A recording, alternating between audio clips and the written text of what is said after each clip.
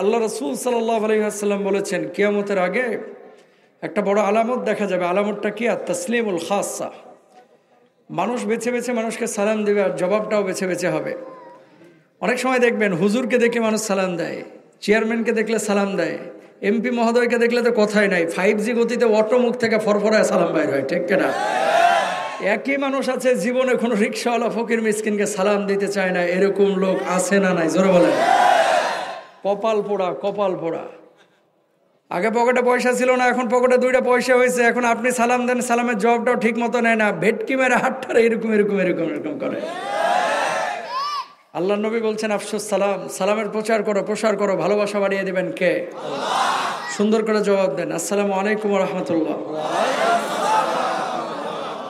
ওয়ালাইকুম না, বলেন ওয়ালাইকুমুস সালাম, বলেন। আল্লাহ কবুল করুন, আমিন বলেন। নিয়ে এসেছেন আমাদেরকে এখানে যিনি, তিনি কে? সুস্থ রেখেছেন যিনি, তিনি কে? প্রিয় ভাইরা আমার, অনেকে মাহফিলে আপনারা এসেছেন, অনেকে আছে মেলার মধ্যে ঘোরাফেরা করতেছে, অনেকে দোকানে বসে বসে আড্ডাবাজি করতেছে, আর কিছু আছে গীবত কমিটির সভাপতি চায়ের দোকানে বসে বসে কোন হুজুর আনসারে হিসাব করতেছে। মাহফিলে কিন্তু আসে না, এদের কাজই হচ্ছে আমির হামজা আসলেও সমালোচনা, ওই তাহেরি আসলেও সমালোচনা। এই যদি আল্লামা সাইদি সাহেব হুজুরকেও আনা হতো, আল্লাহ যদি জীবিত রাখতো, তারপরেও কিছু লোক বলে এই জামাতের ভক্ত, ওনারা আবার আনছে কেন? কিছু লোক আছে না নাই? জোরে বলেন। ও তাআওয়ানু আলাল বিররি ওয়াত তাকওয়া, সৎ কাজের ব্যাপারে সহযোগিতা করবেন। তারুণ্যের আলো আমার যুবকরা যে এত সুন্দর আয়োজনটা করেছে, আপনারা খুশি না বেজার? নিজে মাহফিল করতে পারেন না, সেটা আপনার ব্যর্থতা। যারা মাহফিলের ময়দান মঞ্চ তৈরি করে, যারা কোরআনের ময়দান কায়েম করে, যারা কোরআনের ময়দান আসানোর জন্য বসানোর জন্য আপনাদেরকে চেষ্টা চালাই, এই যুবকদেরকে সহযোগিতা করা, সহায়তা করা আল্লাহর জমিনে প্রত্যেকটা মুসলমানের উপরে জরুরি, ঠিক কিনা? সুতরাং যারা বাংলার জমিনে থেকে কোরআনের ময়দানে প্রতিবন্ধকতা তৈরি করে, আর যাই হোক, নাম হতে পারে আব্দুর রহমান, কামে আবু জাহেলের আপন মামাতো ভাই, ঠিক কিনা? সুতরাং যারা এসেছেন আপনারা খুশি না বেজার? কিছু লোক এসেছে, আর কিছু লোক এখনো বাড়ির মধ্যে বসে বসে কুচিয়া মুরগির মতো কম্বলের নিচে 2টা ঠ্যাং ঢুকে দেয়, মুমতাজের গান শুনতেছে। কপাল পোড়া, আল্লাহ কবুল করে নাই, আপনাদেরকে কবুল করেছে। হৃদয়, মন, জবানকে উজাড় করে বলেন আলহামদুলিল্লাহ। আরো আসতে বলেন আলহামদুলিল্লাহ। মাশাআল্লাহ। একজন মানুষ প্রতিদিন 23,040 বার চোখের পাতা ফেলে, খেয়াল করেন, 23,040 বার বিনা চার্জে চোখের পলক ফেলানোর যিনি তৌফিক দিয়েছেন, তিনি কে? একটা হৃদপিণ্ড আল্লাহ আপনাকেও দিয়েছে, আমাকেও দিয়েছে। এই হৃদপিণ্ডটা প্রতিদিন 1 লক্ষ বারের বেশি স্পন্দন দিচ্ছে। যেদিন আপনার হৃদপিণ্ডের স্পন্দন বন্ধ হয়ে যাবে, আপনার নামের শুরুতে মরহুম বসে যাবে, মানুষ আপনাকে লাশ বলবে, ঠিক কিনা? পেটের মধ্যে গরুর গোস্ত, মাছ, ডিম, এর মধ্যে আবার ইলিশ মাছ, এই পদ্মার পাবদা মাছ, রুই মাছ, কাতল মাছ একসাথে খাচ্ছেন। হজমটা কেমনে হয় দেখেন। আল্লাহ তাআলা আপনার পেটটার মধ্যে প্রতিদিন 2 থেকে 2.5 লিটার শুধু অ্যাসিড উৎপাদন করে। সুবহানাল্লাহ বলেন না? অ্যাসিডগুলো আপনার খাবারটাকে হজম করে। একজন মানুষ বেঁচে থাকার জন্য প্রতিদিন অক্সিজেন প্রয়োজন 1.4 কিউবিক মিটার, যেটার বর্তমান বাজার দর হচ্ছে, প্রতিদিন হসপিটাল থেকে অক্সিজেন কেনা লাগতো তাহলে আপনার 24,000 টাকার বিল দেওয়া লাগতো। দ্যাট মিনস আপনি 1 মাসে আল্লাহর কাছ থেকে ফ্রি অক্সিজেন নিয়েছেন 7,20,000 টাকার। সুবহানাল্লাহ বলবেন না? আমার কিউরিসিটি জন্মালো, তাহলে 60 বছর হায়াত পাইলে একজন মানুষ আল্লাহর কাছ থেকে ফ্রি অক্সিজেন নিয়েছে কত টাকার? হিসাব করে পাইলাম 54 কোটি টাকার। আল্লাহু আকবার বলেন। ও মুসলমান, এবার বলেন, এই জমিনটার মালিক কে? খাওয়াচ্ছেন কে? অক্সিজেন দিয়েছেন কে? আল্লাহর জমিনে আল্লাহর জমিন ব্যবহার করে, আল্লাহর খাবার ব্যবহার করে, আল্লাহর অক্সিজেন ব্যবহার করে দুনিয়ার কোনো মানুষ মানুষের গোলামি করতে পারে না, চমচমি দালালি করতে পারে না। আল্লাহর জমিনে আল্লাহর গোলামি করবে, কোরআনের কথা বলবে, শুনবে, ঠিক কিনা? সুতরাং যারা আপনারা এসেছেন আল্লাহর পক্ষ থেকে নির্বাচিত হয়ে এই জান্নাতি পার্লামেন্টে এসেছেন, আল্লাহ সবাইকে মাফ করুক, আমিন বলেন। ঠিক এই মুহূর্তে আকাশ থেকে কিছু ফেরেশতা নেমে আপনাদের উপরে রহমতের ডানাগুলো বিছিয়ে দিয়েছেন। সুবহানাল্লাহ বলেন না?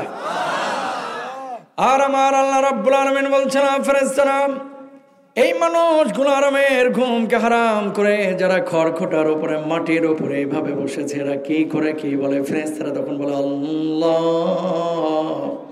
এই মানুষগুলো আপনার কোরআনের কথা শোনার জন্য এসেছে, সুন্নাহের কথা শোনার জন্য এসেছে।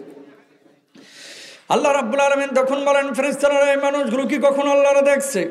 ফেরেশতারা তখন বলে, আল্লাহ,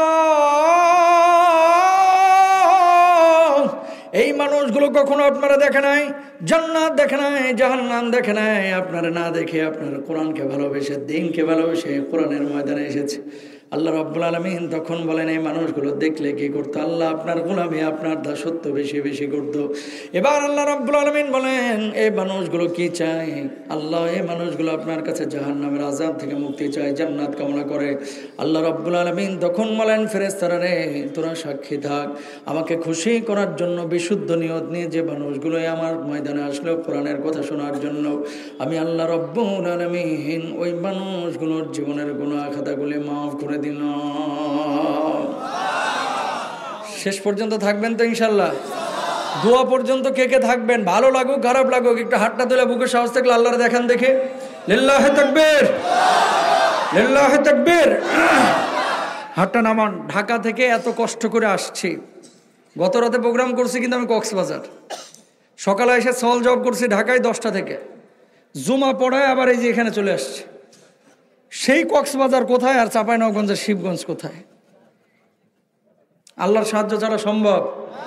তো এখানে এসেছি কেন? বাবার গল্প, খাজার গল্প, মাজারের গল্প, বাঁশ খুঁটির গল্প করার জন্য। যতক্ষণ কথা চলবে কোরআনের কথা চলবে ইনশাআল্লাহ। জোরে বলেন ইনশাআল্লাহ। একটা আয়াত তেলাওয়াত করেছি আপনাদের সামনে, সূরা লুকমানের 33 নম্বর আয়াত। এই আয়াতের আলোকে আজকে কথা হবে।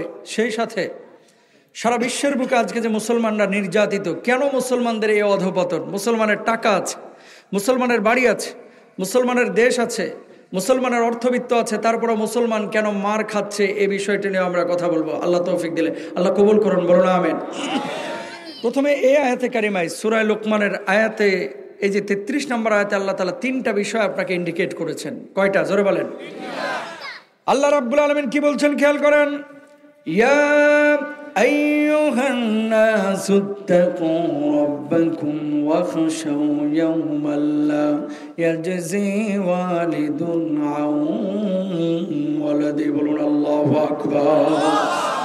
আল্লাহ রাব্বুল আলামিন বললেন, ও মানুষ সকল, আল্লাহ রাব্বুল আলামিনকে ভয় করো, আল্লাহর প্রতি ভয় স্থাপন করো, তাকওয়া অবলম্বন করো। এই যে কয়েকদিন পরে রোজা শুরু হচ্ছে, মাত্র 2-3টা দিন বাকি আছে, সেখানে আল্লাহ রাব্বুল আলামিন সূরা বাকারার মধ্যে বলছেন, ইয়া আইয়ুহাল্লাযীনা আমানু কুতিবা আলাইকুমুস সিয়ামু কামা কুতিবা আলাল্লাযীনা মিন ক্বাবলিকুম লাআল্লাকুম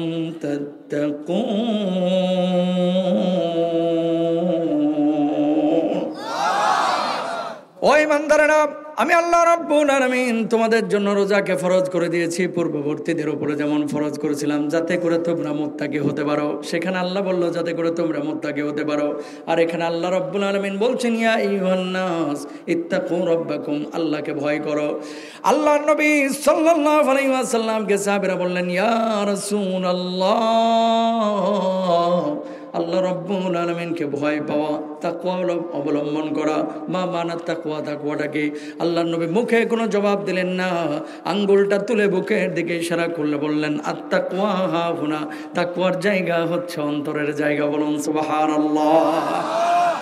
ও মুসলমান, ইত্তাকু রাব্বাকুম, তোমরা আল্লাহকে ভয় করো। আল্লাহর ভয়টা কি? ধরেন এই মাঠের মধ্যে যদি এখন বাবলা গাছের কাঁটা বিছিয়ে দেওয়া হতো, আর এই কাঁটাটা আপনার পায়ের নিচে যদি আপনি দেখতেন যে পড়ার সম্ভাবনা আছে, কাঁটাকে হয় টপকে অথবা এড়িয়ে আপনি কিন্তু বিকল্প পথে চলতেন। দুনিয়ার জিন্দেগিতে খারাপও আছে, ভালো আছে, নাস্তিক আছে, মুরতাদ আছে, কাফের আছে, বেঈমান আছে, ব্রিটিশ মতবাদ আছে, ইউরোপিয়ান মতবাদ আছে, কোরআনের মতবাদ আছে। সব কিছুকে দেখে শুনে সোজা পথে পথ অবলম্বন করে চলা, আল্লাহ যা হালাল করেছে সেটাকে বাস্তবায়িত করা, যা হারাম করেছে সেগুলোকে বর্জন করা, আল্লাহ রাব্বুল আলামিন সেই আদেশ এই আয়াতে আপনাকে করেছে। বলুন সুবহানাল্লাহ। একটা কথা বলি আপনাদেরকে, হুজুর কি বলবেন বলেন? নবীজি বলেছেন কিয়ামতের আগে মসজিদগুলো মুসল্লিতে ভরপুর হবে, কিন্তু ইমানদার কমে যাবে।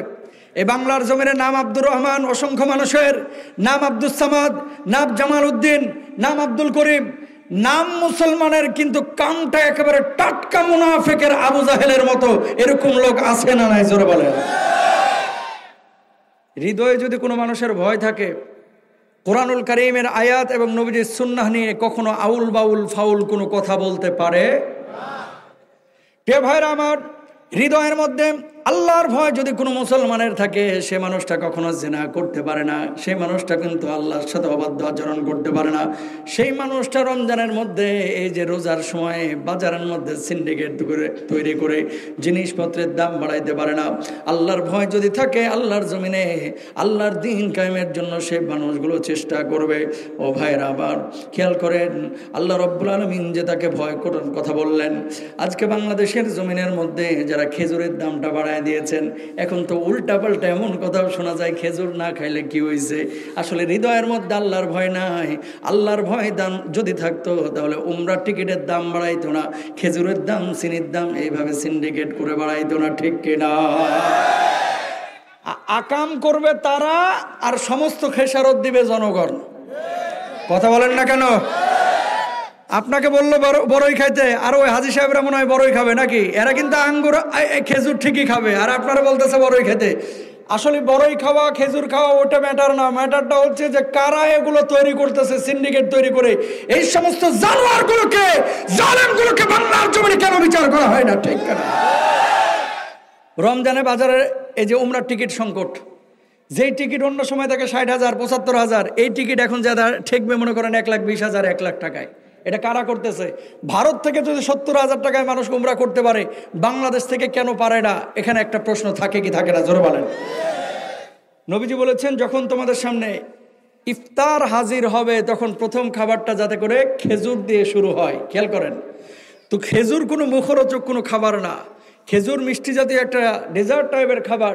এটা নবীজির সুন্নাহের সাথে সম্পৃক্ত, এটা ইবাদতের সাথে সম্পৃক্ত।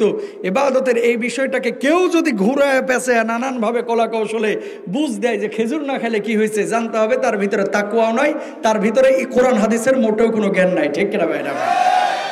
সুতরাং খেজুর এটা মুসলমানের ইফতারের একটা আইটেম।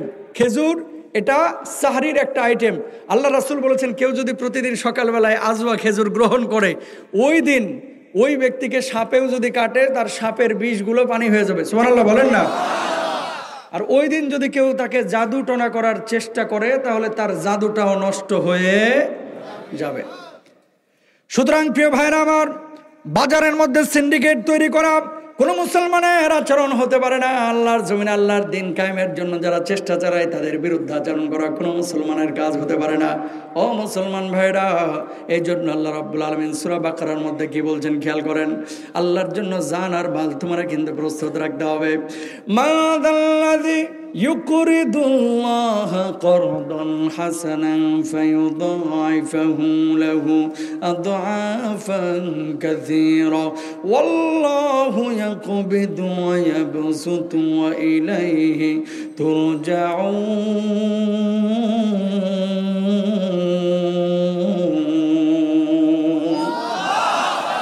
আল্লাহ রাব্বুল আলামিনকে যে ব্যক্তি দুনিয়ার জিন্দেগিতে ঋণ দিবে, অর্থাৎ মানুষের মধ্যে মানুষের যে লেনদেনগুলো, এগুলোকে সঠিকভাবে করবে, আল্লাহর জন্য যেখানে জানের প্রয়োজন সেখানে জান দেবে, যেখানে মালের প্রয়োজন সেখানে মাল খরচ করবে, মানুষের জন্য সহজ করে অনেক কিছু সহজার্থে মানুষের জন্য কল্যাণের জন্য কাজ করবে, আল্লাহ রাব্বুল আলামিন এগুলোকে ঋণ হিসাবে গ্রহণ করবেন। আর কিয়ামতের ময়দানে দ্বিগুণ 3 গুণ 4 গুণ বদলা বাড়ায়া ওই মানুষটার জন্য চূড়ান্ত জান্নাতের ফয়সালা করে দিবেন। বলুন সুবহানাল্লাহ। চিনি কিনে রেখেছেন আগে মনে করেন 200 বস্তা, এখন রমজান আসলো, আপনি এই চিনিটাকে দাম কমায়া 5 টাকা যদি রোজাদারদের কাছে আপনি এই চিনিটা পৌঁছায় দেন, আল্লাহর নবী বলতেছে এই চিনির দামটা যে কমায়া দিল, সে মানুষের জন্য এই চিনির দাম কমাইলো না, বরং আল্লাহর জন্য। ইবনে কাসির রাহিমাহুল্লাহ এই আয়াতের তাফসীর করতে গিয়ে বলতেছেন, মানুষের জন্য যে সহজ করে দিল, তার মানে আল্লাহর জন্যই সে সহজ করে দিল। বলুন সুবহানাল্লাহ। দুবাই দেখলাম প্রতিটা জিনিসের কোনো জিনিসের 40% পর্যন্ত জিনিসের দাম কমায় দিচ্ছে, অফার চলতেছে। আর বাংলার জমিনে কিছু ব্যবসায়ী আছে, তারা ছোলার মধ্যে চালের মধ্যে যারা দাম বাড়িয়ে সিন্ডিকেট তৈরি করতে যাচ্ছে, কপালে 6 ইঞ্চি কালো দাগ পড়তে পারে, কিন্তু তার রোজা নামাজ একটাও কবুল হবে না, ঠিক না? যারা এই কাজগুলো করে এরা কি মানুষ? দেখতে কিন্তু মানুষের মতো, কিন্তু আচার আচরণ একেবারে আবু জাহেল আবু লাহাবের চেয়েও খারাপ, ঠিক কিনা ভাই? দলিল চাইবেন, কথায় কথায় দলিল দিবে, আমরা কি ইসলাম বুঝি না? লাকুম দিনুকুম ওয়ালিয়া দিন। কথা বোঝেন নাই? দলিল একটা জানে, লাকুম দিনুকুম ওয়ালিয়া দিন। ইসলামকে আমরা বুঝি না। কিছু লোক ইসলাম বুঝুক বা না বুঝুক চাপার জোরে কিন্তু জিততে চায়। কথা বলেন ঠিক কিনা? আল্লাহ নবীর কাছে কাফেররাও এসে বসে থাকতো। খেয়াল করেন, আব্দুল্লাহ জুলবাজাদাইন, আমর ইবনুল আস ঈমান আনে নাই, নবীজির সামনে এসে বসে থাকে।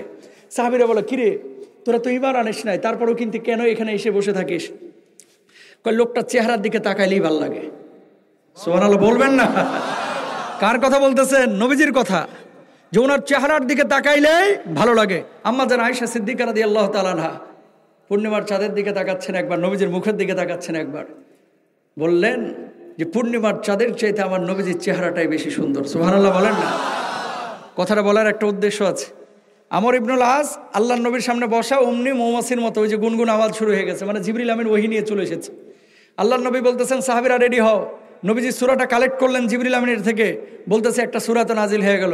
ইয়া রাসূলুল্লাহ, কোন সূরা নাজিল হয়েছে একটু আমাদেরকে শোনান না। এবার আল্লাহর নবী জবাব দিলেন, ওয়াল আসরি ইন্নাল ইনসানা লাফি খুসর ইল্লাল্লাযীনা আমানু ওয়া আমিলুস সালিহাতি ওয়া তাওয়াসাউ বিল হাক্কি ওয়া তাওয়াসাউ বিস সবর। বলুন আল্লাহু আকবার। সময়ের শপথ, সব ওয়াল আসরি ইন্নাল ইনসানা লাফি খুসর ইল্লাল্লাযীনা আমানু ওয়া আমিলুস সালিহাত ওয়া তাওয়াসাউ বিল হাক্কি ওয়া তাওয়াসাউ বিস সবর। উনার উপরে এত সুন্দর একটা সূরা নাজিল হয়েছে, তোর উপরে কি সূরা নাজিল হয়েছে এবার তুই বল, আমি তো আমারটা শোনাইলাম। কাফের মানুষ এখনো ঈমান আনে নাই, অথচ সূরাটা মুখস্থ করে ফেলছে। কয় আমারটাও শুনবি? কয় শুন তাহলে দেখ। কবিতার মতো বানায় ফেলাইছে। এবার মুসাইলামাতুল কাজ্জাব আমর ইবনুল আজকে বলছেন, ইয়া ওয়াবরা ওয়াবরা ফাইন্না মান তালাহু দুনান ওয়া সাদরা সাদরা। হে খরগোশের বাচ্চা, তোর কানগুলো ছোট ছোট, তোর পাটা তো লম্বা, তোর লেঞ্জা এত ছোট কে, তোর বুকটা এত লম্বা কে। এটা কি কোনো সূরা হতে পারে? কথা বলেন না কেন? এটা কি কোনো সূরা হতে পারে? মানে খানার উপরে সূরা বানায় ফেলেছে। ইয়া ওয়াবরা ওয়াবরা ফাইন্না মান তালাহু দুনান ওয়া সাদরা সাদরা। কিছু কবি আছে কিন্তু আমাদের দেশে, ভাব সাব ঘাড়ের ভিতরে, ওই যে 21-এর বইমেলায় তো আপনারা ঢাকায় অনেকে গেছেন, হয়তো বা দেখেছেন, বই লেখে না কিন্তু ভাব সাব এরকম যে কবি নজরুলের নাতি। কথা বলেন না কেন? গলায় মাফলার, মুখে খোঁচা খোঁচা দাড়ি, আর চশমা একটা লাগাইছে পাওয়ারফুল, মনে করেন ভাব সাব এরকম। আরে বাবা রে বাবা, রবীন্দ্রনাথ ঠাকুরের মনে হয় চাচাতো ভাই, এরকম ভাব। মুসাইলামাতুল কাজ্জাব যখন বানায় সূরাটা বলছে, আমর ইবনুল আস মুচকে মুচকে হাসতেছে আর বলতেছে, মুসাইলামাতুল কাজ্জাব, উনার উপরে সূরা নাজিল হলে এত সুন্দর অর্থ, তোর উপরে যে সূরা নাজিল হইল এটার তো কোনো অর্থ আমি খুঁজে পাইতেছি না। খরগোশের বাচ্চা, কান ছোট, লেঞ্জা ছোট, বুক বড়, এইটার আবার অর্থটা কি? এটা তো মিলে না আমার হিসাবের সাথে। অমনি মুসাইলামাতুল কাজ্জাব বলতেছে, তুই কি আমার সাথে তামাশা করতেছিস? আমর ইবনুল আস তখন হুঙ্কার দিয়ে বলল, আয় মুসাইলামাতুল কাজ্জাব, আমি কাফের হতে পারি, আমি বেঈমান হতে পারি, মুহাম্মদ সাল্লাল্লাহু আলাইহি ওয়াসাল্লামের উপরে ঈমান আনতে আমার সময় লাগবে না, কিন্তু তোর এই সূরা শুনে আজকে আমার ক্লিয়ার হয়ে গেছে, আল্লাহর নামে হলফ করে বলছি, আমার প্রভুর নামে হলফ করে বলছি, এই জামানার সবচেয়ে বড় গাদ্দার, বেঈমান, মিথ্যুক, লম্পট হচ্ছে তুই। তুই তুই বলুন আল্লাহু আকবার। কাফের হওয়ার পরেও স্বীকৃতি দিয়ে দিয়েছে যে তোর চাইতে বদমাশ, লম্পটি তোর কেউ নাই। আর আমার বাংলার জমিনে খেয়াল করেন, আপনি আওয়ামী লীগ করতে পারেন, আপনি বিএনপি করতে পারেন, আপনি জাতীয় পার্টি করতে পারেন, দল আপনি যেটা খুশি আপনি করেন, সেটা আমার বিষয় না। কোরআনের আয়াতকে, কোরআনের বিধানকে, কোরআনের আইনকে যদি আপনার ভালো না লাগে, জানতে হবে মুসাইলামাতুল কাজ্জাবের মতো চুলকানি খাজ্জানি আপনারও আছে। কোরআনটা যদি পার্লামেন্টে ঢুকে লাভ না ক্ষতি? জোরে কন।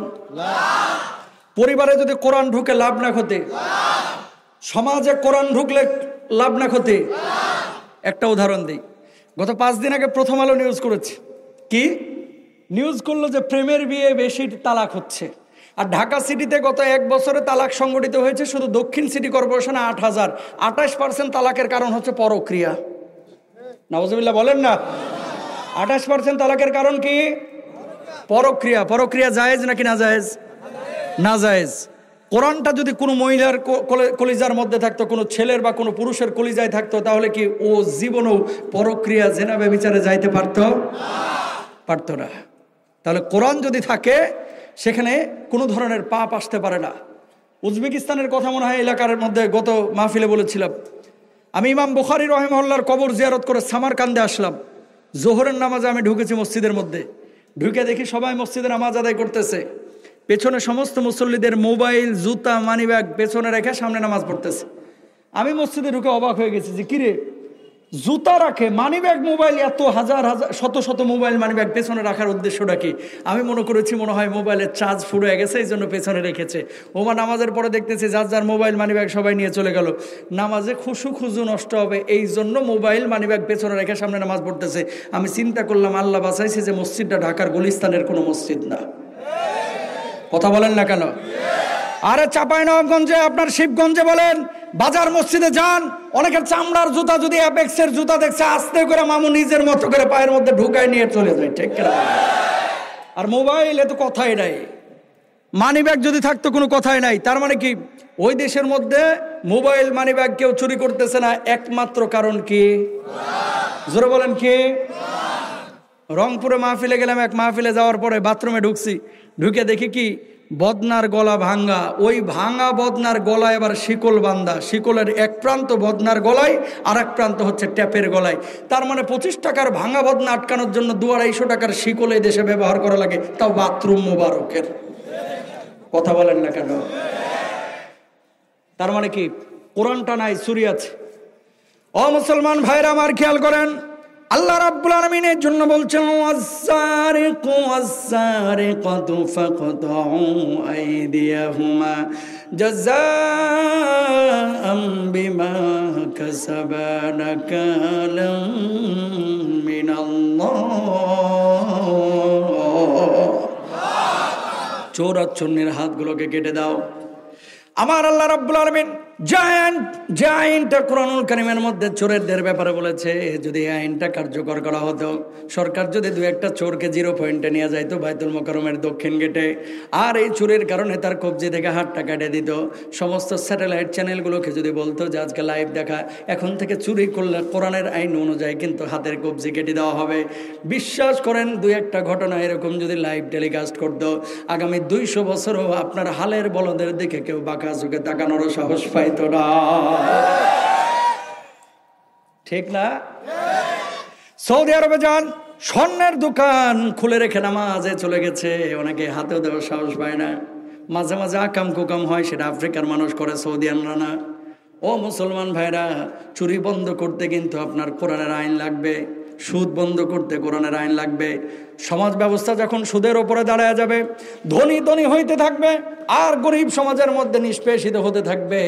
এক শ্রেণীর মানুষের টাকা পেয়ে আঙ্গুল ফুলে কলা গাছ হবে, আর আরেক শ্রেণীর মানুষ গরিব আরো গরিব হবে। ঠিক কিনা?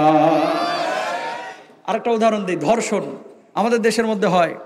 ইসলাম বলতেছে ধর্ষকের ধরে ডান হাত বাম পা, বাম হাত ডান পা ক্রস করে কেটে দাও। খেয়াল করেন, একটা ধর্ষককে নিয়ে সরকার যদি ডান হাত বাম পা, বাম হাত ডান পা ক্রস করে এইভাবে কাটে দিত, বাংলার জমিনে সব চ্যানেলগুলো যদি লাইভ দেখাইতো, ধর্ষক থাকতো?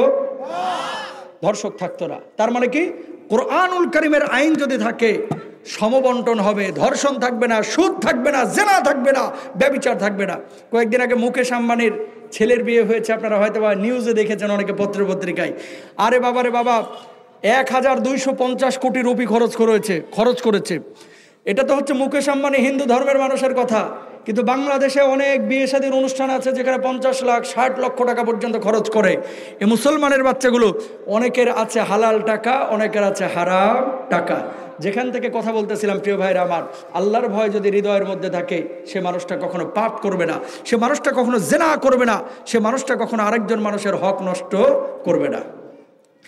এই জন্য প্রিয় ভাইরা আমার, দুনিয়ার জিন্দগিতে আল্লাহ রাব্বুল আলামিন আপনাকে যে রমজান মাসটা দিয়েছে, কয়েকদিন পরে রোজা শুরু হচ্ছে, তাকওয়া যে আপনি অবলম্বন করবেন, অন্তরের মধ্যে যে তাকওয়া নিয়ে আসবেন, এখন থেকে আপনাকে প্রিপারেশন নিতে হবে, স্পিরিচুয়ালি আপনাকে প্রস্তুতি নিতে হবে, অন্তরটাকে পরিষ্কার করতে হবে, কোরআনের কাছে আপনাকে আসতে হবে, তাহলে আল্লাহর ভয় আপনার কলিজার মধ্যে ঢুকবে। আর যদি না ঢুকে, তাহলে কখনো আল্লাহ রাব্বুল আলামিন আপনারা তাকওয়াবান বানাবে না, মুত্তাকি বানাবে না। আল্লাহর ভয় এটা দাড়িতে না, আল্লাহর ভয় এটা টুপিতে না, আল্লাহর আল্লাহর ভয়টা পাঞ্জাবিতে না, আল্লাহর ভয়টা জুব্বাতে না, আল্লাহর ভয়ের জায়গা হচ্ছে অন্তরের মধ্যে। অন্তরটাকে বিশুদ্ধ করলে আল্লাহ রাব্বুল আলামিন ওই অন্তরের মধ্যে ভয়টাকে ঢুকিয়ে দিবেন। বলুন সুবহানাল্লাহ। দাড়ি রাখার কারণে অনেক মানুষ আছে এলাকার মধ্যে, দেখবেন বাঁকা চোখে সন্দেহের চোখে তাকায়, কিরে আগে দাড়ি কাটতো এখন দাড়ি রাখা শুরু করছে, কি জেএমবি টেমবি বা জঙ্গি টঙ্গিতে যোগ দিছে কিনা? কথা বলেন ঠিক কিনা? আগে মনে করেন ক্লিন শেভ ছিল, নামাজ কালাম ঠিক মতো পড়তো না, এখন নামাজ পড়তেছে কিছু গ্রাম্য চাচা, এটাও সহ্য করতে পারে, এ কি জামাত শিবিরে যোগ টুক দিছে কিনা? টাকনোর নিচে আগে কাপড় পরতে, এখন উপরে পড়া শুরু করেছে। এগুলো কিন্তু তাকওয়ার পোশাক। এই দাড়িটা কিন্তু নবীকে ভয় পেয়ে, আল্লাহকে ভয় পেয়ে কিন্তু রেখেছি আমরা। এই জুব্বাটা কিন্তু নবীকে ভয় পেয়ে, আল্লাহকে ভয় পেয়ে কিন্তু রেখেছি সুন্নাহের জন্য।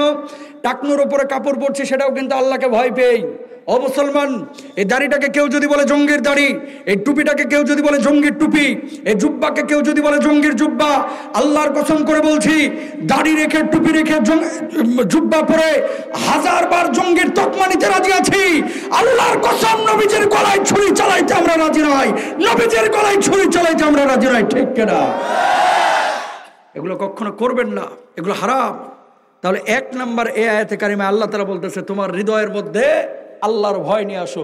আল্লাহর ভয় যদি থাকে, কোনো ছেলে মেয়ে প্রেম করবে না, জেনা ব্যভিচার করবে না, পরক্রিয়া করবে না। আল্লাহর ভয় থাকলে মাপে কম দেবে না, ওজনও কম দেবে না। ঢাকা থেকে আপনাদের এলাকায় যখন আম কিনতে আসে 45 কেজি 46 কেজিতে 1 মণ ধরে ঢাকাইয়ারা। ঠিক কেনা? আর কারণ বাজারে যা দেখেন গা 2 কেজি করে কম দেয়। কত কেজি? দেখেন একটা সিস্টেম চালু হয়ে গেছে, কিন্তু সম্পূর্ণরূপে হারাম। সম্পূর্ণরূপে কি?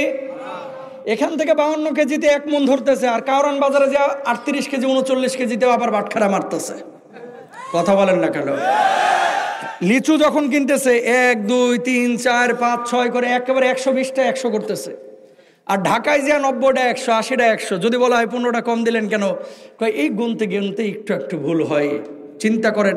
অথচ মুসলমান জুমার নামাজে যাচ্ছে, সামনের কাতারে নামাজ পড়ছে, কপালে 6 ইঞ্চি কালো দাগ পড়ে গেছে, এইভাবে মানুষকে ঠকাচ্ছে।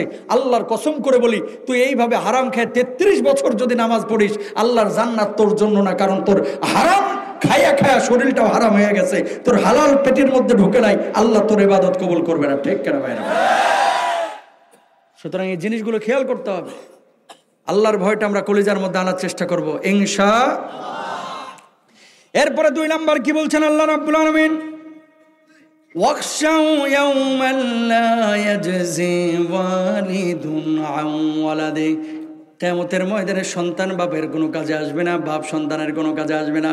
ও ভাই, বাংলার জমিনে আমার অনেক মুসলমান ভাইরা আছে, নিজেরা সৎ কাজ করে না, নিজেরা কোরআন অনুযায়ী জীবনযাপন করে না, নিজেরা ইসলাম অনুযায়ী জীবনযাপন করে না, কিন্তু বিভিন্ন দরবারে গিয়ে বাবাদের মুরিদ হয়। বাবাদের মুরিদ হওয়ার পরে চিন্তা করে, আমার বাপ আমার টাইন্না জান্নাতে নিয়ে চলে যাবে, আমার পীর সাহেব হুজুর আমার টাইন্না জান্নাতে নিয়ে চলে যাবে। আল্লাহর নবী আম্মা জান আয়েশা সিদ্দিকা রাদিয়াল্লাহু তাআলা আনহা এইভাবে পাশাপাশি বসা। খেয়াল করে দেখেন, বাড়ির মধ্যে স্বামীর মন মানসিকতা যখন ভালো থাকে, বউরা কিন্তু বিভিন্ন ধরনের দাবি দাওয়া পেশ করে, আছে না নাই বলেন? জামালের বাপ খাইতে বসছে, বউ যখন বুঝতে পেরেছে যে জামালের বাপের আজকে মাথাটা ঠান্ডা আছে, অমনি তখন কুতুর কুতুর করে কিছু দাবি দাওয়া পেশ করে। জামালের আব্বু, আগামী বৃহস্পতিবার কিন্তু আমি মাদের বাড়ি যাইতে চাই। গোটা চাপায় আমার চোখে কোনোদিন পড়ে নাই। বউ দেখবেন খুশি দিয়ে একেবারে বাকবাক। কথা বুঝছেন? আর বউদেরকে একটু যদি বলা হয়েছে যে আই লাভ ইউ, তোমার আমি অনেক ভালোবাসি, তাহলে তো আরো কথাই নাই। ভালোবাসার কথা এটা প্রকাশ করা নবীজি সাল্লাল্লাহু আলাইহি ওয়াসাল্লামের সুন্নাহ। সুবহানাল্লাহ বলেন। আম্মা জান আয়েশাকে নবীজি সাল্লাল্লাহু আলাইহি ওয়াসাল্লাম কখনো কখনো হুমায়রা বলে ডাকতেন, লাল পাখি। আবার কখনো কখনো নবীজি আম্মা জান আয়েশাকে ফুল বলে ডাকতেন। আবার কখনো কখনো আম্মা জান আয়েশাকে বিনতে আবু বকর বলে ডাকতেন। আল্লাহ রাসূল সাল্লাল্লাহু আলাইহি ওয়াসাল্লাম নানান উপাধি দিয়ে আম্মা জান আয়েশা সিদ্দিকা রাদিয়াল্লাহু তাআলা আনহাকে ডাকতেন। বউকে তো আপনারা খালি বলেন, এই জামালের মা, এই কামালের মা, এই সামাদের মা, এইভাবে ডাকেন, আছে না নাই? আর বউরাও আমাদেরকে মাঝে মাঝে এইভাবে ডাকে, ওগো শুনছো নাকি? নাম ধরে ডাকতে চায় না। আল্লাহর নবীর পাশে বসা বউদেরকে বলি, স্বামীদেরকে নাম ধরে ডাকেন না। এটা বাংলাদেশের কালচারের সাথে যায় না, আরব দেশে যায়। আবার আরবেরা নাম ধরে ডাকে, এটা জায়েজ আছে, এটা হারাম কিছু না। তো নবীজির পাশে বসা আম্মা জান আয়েশা বলছে, ইয়া রাসূলুল্লাহ, আমি আপনার কে? তুমি আমার পুত্র পবিত্রা স্ত্রী। আমাকে কি আপনি ভালোবাসেন? হ্যাঁ, অনেক ভালোবাসি। কতটা ভালোবাসেন? খুব বেশি ভালোবাসি। আমারও বেশি ভালোবাসেন না খাদিজারে বেশি ভালোবাসেন? দুইজনকে সমানই ভালোবাসি, তবে খাদিজা আমার কাছে বেশি প্রিয়, কারণ আমার দুঃখের সময়ের সঙ্গী ছিল খাদিজা। সুবহানাল্লাহ বলেন না? তোমরা আমার সুখের সময় এসেছো, কিন্তু আমার খাদিজা যখন আমার পায়ের নিচে মাটি ছিল না, তখন আমার খাদিজা আমাকে সমর্থন দিয়েছে, সাপোর্ট করেছে। ঠিক কিনা ভাইরা আমার? আম্মা যারা আয়েশা তখন বলতেছে, ইয়া রাসূলুল্লাহ, কিয়ামতের ময়দানে আমি যে আপনার পুত পবিত্র স্ত্রী, আমি কি কোনো ফ্যাসিলিটি পাবো না? কোন ফ্যাসিলিটির কথা বলতেছো? আল্লাহ রাসূল, আমাকে কি আল্লাহ তাআলা বিনা হিসেবে জান্নাত দিবে না? অমনি নবীজি জবাব দিলেন, কি খেয়াল করেন। ঠিক ওই মুহূর্তে আল্লাহ নবী জবাব দিলেন, আয়েশা, আল্লাহ রাব্বুল আলামিন এই দুনিয়ার জিন্দগিতে প্রত্যেকটা মানুষকে আলাদা আলাদা দায়িত্ব দিয়ে পাঠিয়েছে। তোমার কবরে তোমারে যাইতে হবে, তোমার আমল নিয়ে যাইতে হবে। তুমি যদি কবরে আমল নিয়ে যাও, এই নবী তোমারে চিনবে আয়েশা কবরের মধ্যে, আখিরাতের মধ্যে। আর যদি আমলহীন কবরে যাও, আমার ফাতেমাও যদি আমলহীন কবরে যায়, এই নবী ফাতেমারে চিনবে না, এই নবী আয়েশাকে চিনবে না। সুতরাং আমল নিয়ে কবরে যাও, আমল নিয়ে কবরে যাও। বলুন আল্লাহু আকবার। এই কথার সমর্থনে আল্লাহ রাব্বুল আলামিন কি বলছেন অন্য আয়াতে খেয়াল করেন, ইয়াউমা লা ইয়ানফাউ মালুন ওয়ালা বানুন।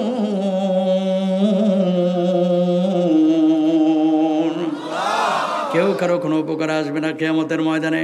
অথচ আমাদের বাংলাদেশে কিছু জটা লোক আছে, লাল শালু পরা কিছু লোক আছে, নিজে নামাজ পড়ে না, মুরিদদেরকেও নামাজের তালিম দেয় না, খালি হুক্কুর হাক্কুর করে আর গাঁজা নিয়ে বসে থাকে, গাঁজা ডলাডলি করে। আছে না নাই? জোরে বলেন।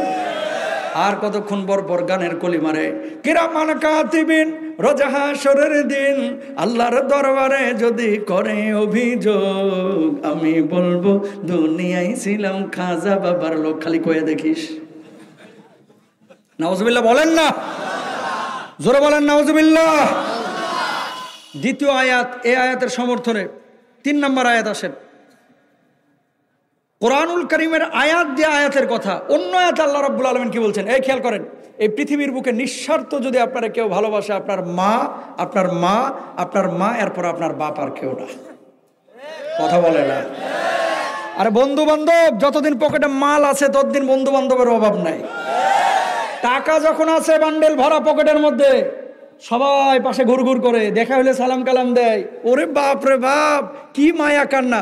অমনি যখন বন্ধু জেলে গেছে, হার হারে চিনে না। আছে না নাই বলেন? শুনেন, এই পৃথিবীতে কেউ কাউকে নিঃস্বার্থ ভালোবাসে না, মানুষ মানুষের অবস্থানকে ভালোবাসে, অবস্থানকে ভালোবাসে। যতদিন হুজুর বক্তব্য দিতে পারবে হুজুর ভালো, যতদিন চেয়ারম্যানগিরি করতে পারবে চেয়ারম্যান ভালো।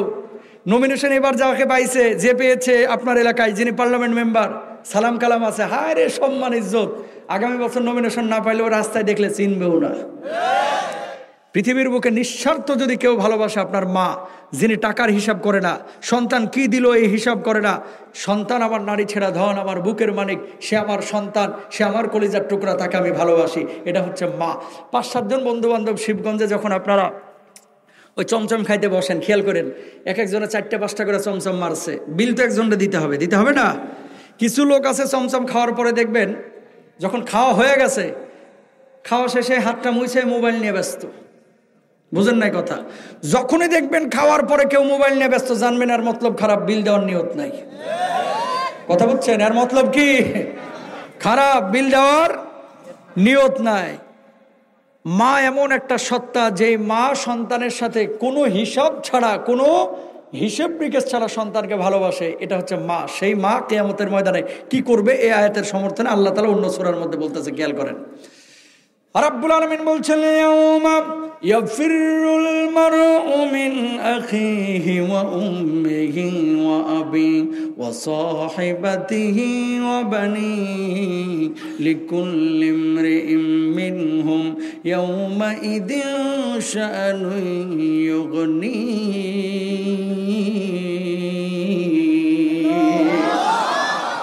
আয়াতের তাফসীর করতে গিয়ে ইবনে কাসির রাহিমাহুল্লাহ তিনি কি বলছেন খেয়াল করেন। শুরুতে অর্থটা আপনারা জেনে নেন। আল্লাহ রাব্বুল আলামিন বললেন, কিয়ামতের ময়দানে বাপ সন্তানকে চিনবে না, সন্তান বাপকে চিনবে না, ভাই ভাইকে চিনবে না, মা সন্তানকে চিনবে না। এমন মুহূর্তে আল্লাহ রাব্বুল আলামিন এমন কিছু মানুষকে বিচারিক আদালতে দাঁড় করাবেন। ফেরেশতাদেরকে আল্লাহ রাব্বুল আলামিন বলবেন, ফেরেশতারা রে, এই মানুষগুলো আমলগুলো চেক করে, এই মানুষগুলোর কি অবস্থা। এবার ফেরেশতারা বলবে, আল্লাহ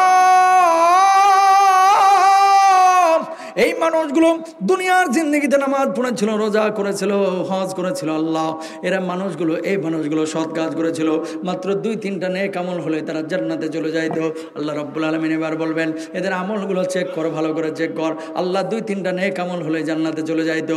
আল্লাহ রাব্বুল আলামিন বলবে তাহলে জান্নাতে দিস না, শিকলে বাদ জাহান্নামের মধ্যে নিক্ষেপ কর। এবার মানুষগুলো বলবে আল্লাহ দুনিয়ার জিন্দেগিতে 40 বছর নামাজ পড়লাম, 35 বছর নামাজ পড়লাম, আল্লাহ আজকে কেন আপনি আমাদেরকে জাহান্নামের মধ্যে নিক্ষেপ করছেন? আল্লাহ রাব্বুল আলামিন তখন বলবে গোলাম দুনিয়ার জিন্দেগিতে তুই নামাজ পড়েছিস, সদা সত্য কথা বলেছিস, সব মানলাম, কেন তোর আমলের পাল্লাটা আজকে হালকা হলো? আমি আল্লাহ তো তোরে ক্ষমা করবো না। এবার মানুষটা বলবে আল্লাহ 2-3টা নেক আমলের কারণে আপনি আমাদেরকে জাহান্নামে দিয়েন না। আল্লাহ এই কিয়ামতের ময়দানে আমার বাপ আছে, আমার মা আছে, বাপের কাছে যাব, বাপ হয়তো বা 2-3টা নেক আমল তার আমল থেকে দিবে, মায়ের কাছে যাব, মা হয়তো বা নেক আমল দিবে। আল্লাহ রাব্বুল আলামিন তখন বলবেন না না, আজকে কিয়ামতের ময়দানে তোরে কেউ চিনবে না, তোর মা তোরে কিচ্ছু দেবে না, তোর বাপ তোরে কিচ্ছু দেবে না। আল্লাহ একটু পারমিশন দেন, আমি একটু চেষ্টা করে দেখি। আল্লাহ রাব্বুল আলামিন তখন ওকে সুযোগ দিবে। এবার বাবার কাছে যেয়ে বলবে আব্বা তুমি আমার জন্য অনেক কষ্ট করেছো, হাড় ভাঙা পরিশ্রম করেছো, আজকে 2-3টা নেক আমলের কারণে আমার তো জাহান্নামে যাইতে হচ্ছে, একটু আমলের ব্যবস্থা করে দাও না। বাপ সেদিন বলবে না, আমি নিজেই বিপদগ্রস্ত, আজকে আমার কি হয়, আমি তোরে কোনো আমল দিতে পারবো না। মায়ের কাছে যাবে, মায়েও একই কথা বলবে, ভাইয়ের কাছে যাবে, ভাইও একই কথা বলবে। ও দুনিয়ার মুসলমান না, আপনারা এবার জবাব দেন, পীর সাহেব বেশি আপন নাকি মা আপনার কাছে বেশি আপন? আরো জোরে বলেন। বাপ মা বেশি আপন পীর সাহেবের চাইতে অনেক বেশি। বাপ মা, কোনো পীর সাহেব মুরিদের জন্য জীবন দেয় না, এরকম কোনো ঘটনা পাবেন জমিনে? মুরিদের জন্য কোনো পীর সাহেব জীবন দিছে পৃথিবীর বুকে এমন কোনো ইতিহাস আছে? কিন্তু সন্তানের জন্য হাজার হাজার বাপ মা জীবন দিয়েছে, ঠিক কিনা বলেন? আল্লাহ বলতেছে কিয়ামতের ময়দানে তোমার বাপ মা তোমার চিনবে না। আর আমার বাংলাদেশের কিছু মুসলমান আছে নিজে আমল না নিয়া বিভিন্ন দরবারে গিয়ে মুরিদ হয়ে চিন্তা করছে আমার জান্নাতের ঠিকাদারি আমি আমার পীর সাহেবরে দিয়ে দিছি, আমার পীর সাহেব আমার টান দিয়ে জান্নাতে নিয়ে যাবে। এরকম চিন্তার ভিতরে যারা আছেন, আল্লাহর কসম, আল্লাহর কসম, আল্লাহর কসম 3বার বলছি আপনারা ভুলের মধ্যে আছেন, ঠিক কিনা?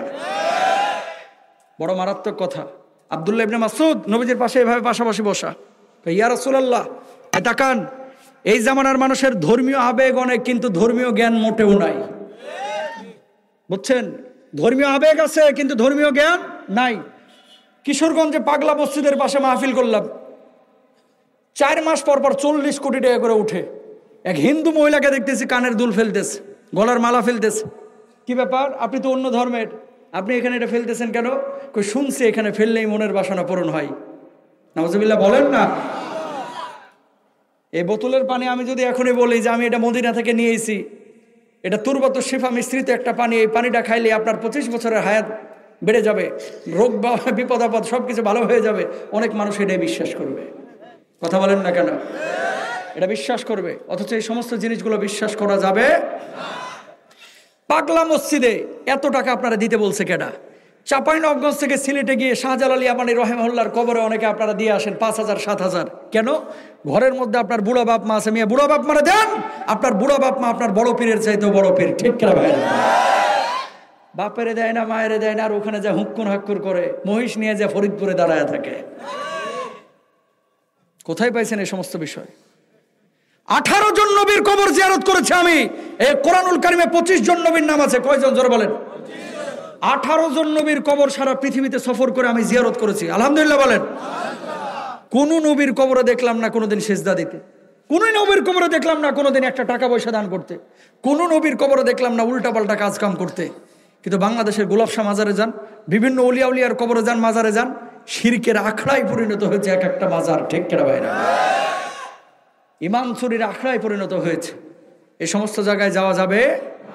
ও ভাই, কবরে টাকা দেওয়া, মাজারে টাকা দেওয়া যদি জায়েজ হতো, আল্লাহর নবীর রওজা মুবারক জিয়ারত করতে গিয়ে মদিনা মুনাওয়ারায় নবীজির রওজার পাশে দাঁড়ায়া টাকা না বুকটা ফেরে কলিজাটাকে নবীজির সামনে হাজির করে দিয়ে আসতাম, ঠিক কিনা? যেহেতু নবীজির রওজার পাশে 200 টাকা দিতে পারেন না, 400 টাকা দিতে পারেন না, সুযোগ নাই, তার মানে কোনো জায়গায় টাকা পয়সা দেওয়া যাবে না। টাকা পয়সা দিবেন কোথায়? গরিব মানুষকে। টাকা পয়সা দিবেন কোথায়? মসজিদে। টাকা পয়সা দিবেন কোথায়? মাহফিলে। টাকা পয়সা দিবেন কোথায়? বাপ মাকে। বাপ মার খেদমত করেন, বাপ মা বড় দামি জিনিস ভাই। বড় দামি জিনিস। নামাজ পড়া যেমন ফরজ, রোজা করা যেমন ফরজ, বাপ মার খেদমত করা তেমনই ফরজ করেছেন কে? আরো জোরে বলেন। আল্লাহ রাব্বুল আলামিন এর জন্য বলছেন ওয়াবুদুল্লাহ ওয়া লা তুশরিকু বিহি শাইআ ওয়া বিল ওয়ালিদাইনি ইহসানা।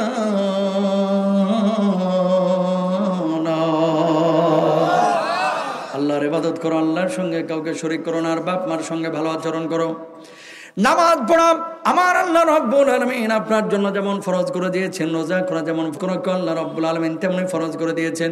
ও ভাই, বাপ মার খেদমত করা আল্লাহ রাব্বুল আলামিন কেমন ফরজ করেছেন খেয়াল করেন।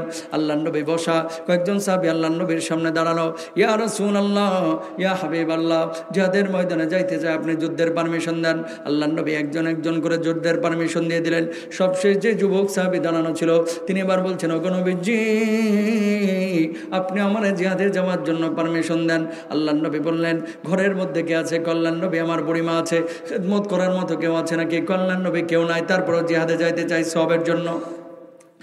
আল্লাহর নবী বললেন, যুবক, জিহাদের ময়দানে তোর যাওয়ার প্রয়োজন নাই, জিহাদের ময়দানে যাওয়ার প্রয়োজন নাই, যা যা যা তোর বুড়িমার খেদমত কর। ওগো নবীজি, ওই মানুষগুলো তো অনেক সওয়াব পেয়ে যাবে, আমি তো সেই সওয়াব পাবো না। আল্লাহর নবী জবাব দিলেন, ও সাহাবী, ঘরের মধ্যে যায়া বুড়িমার খেদমত করার কারণে আল্লাহ রাব্বুল আলামিন ওরা জিহাদের ময়দানে যুদ্ধ করে যে সওয়াব পাবে, তোর আমলনামাতে মায়ের খেদমত করার কারণে সেই পরিমাণ সওয়াবের ব্যবস্থা করে দিবে। জোরে বলেন সুবহানাল্লাহ। বাপ মার জীবনে কষ্ট দিয়েন না।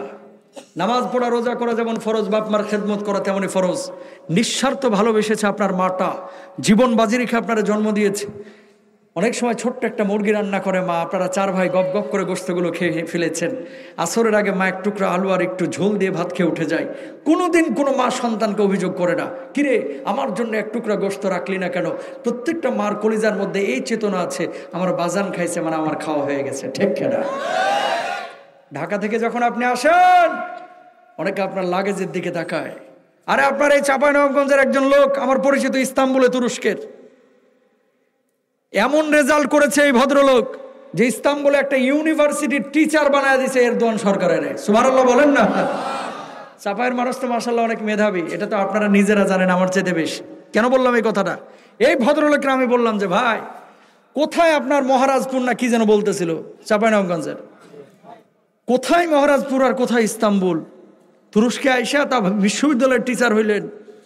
এর পেছনে শুধু মেহনতি করছেন, আল্লাহর কাছে দোয়া করছেন, না ব্যাকগ্রাউন্ডে আর কিছু আছে?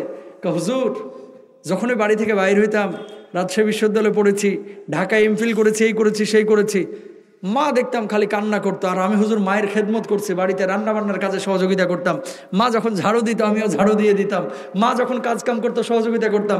মা খালি একটা কথা বলতো, আল্লাহ আমার বাজানরা কোনো জায়গায় তুমি ঠেকাইও না।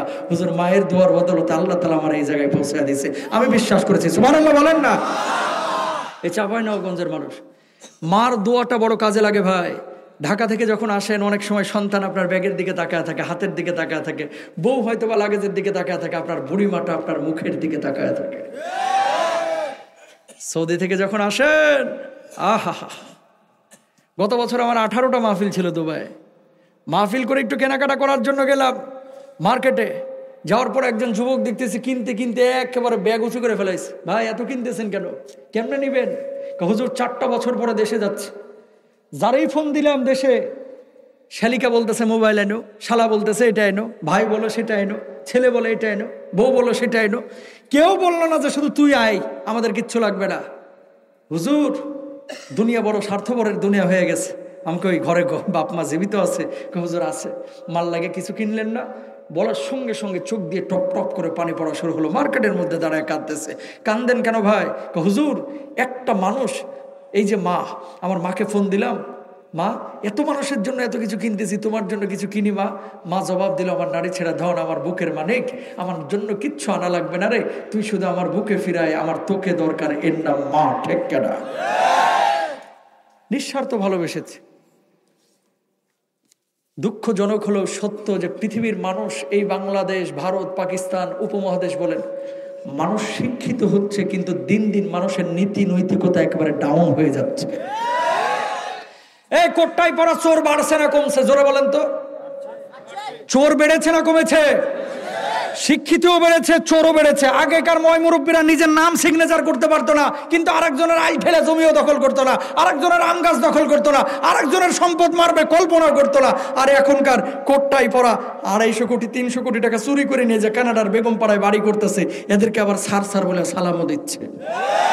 কথা বলেন ঠিক না? উল্টা দিকে আবার 150 টাকা চুরি করছে বা 2টা আম চুরি করছে, এর আবার গাছের সাথে বাইন্দা পিটাইতেছে। মানে 150 টাকা চুরি করার কারণে হিরণ চিরে রাস্তায় বাইন্দা মারে, আর 150 কোটি চুরি করার কারণে হেরা আবার সার সার করে সালাম কালাম দেয়। ঠিক কিনা? বড় ভয়াবহ সমস্যা সামনে আসতেছে ভাই। ছেলে মেয়েদেরকে এখনই যদি কোরআনের টাচে আনতে না পারেন, ছেলে মেয়ে শিক্ষিত হবে, নিউ ইয়র্কে চলে যাবে, কানাডায় চলে যাবে, রাজশাহী বিশ্ববিদ্যালয়ে পড়াশোনা করে গুলশান বনানীতে থাকবে, আর বুড়ে বাপ মাকে এই শিবগঞ্জ থেকে আর বাইর করবে না। কথা বলেন ঠিক না?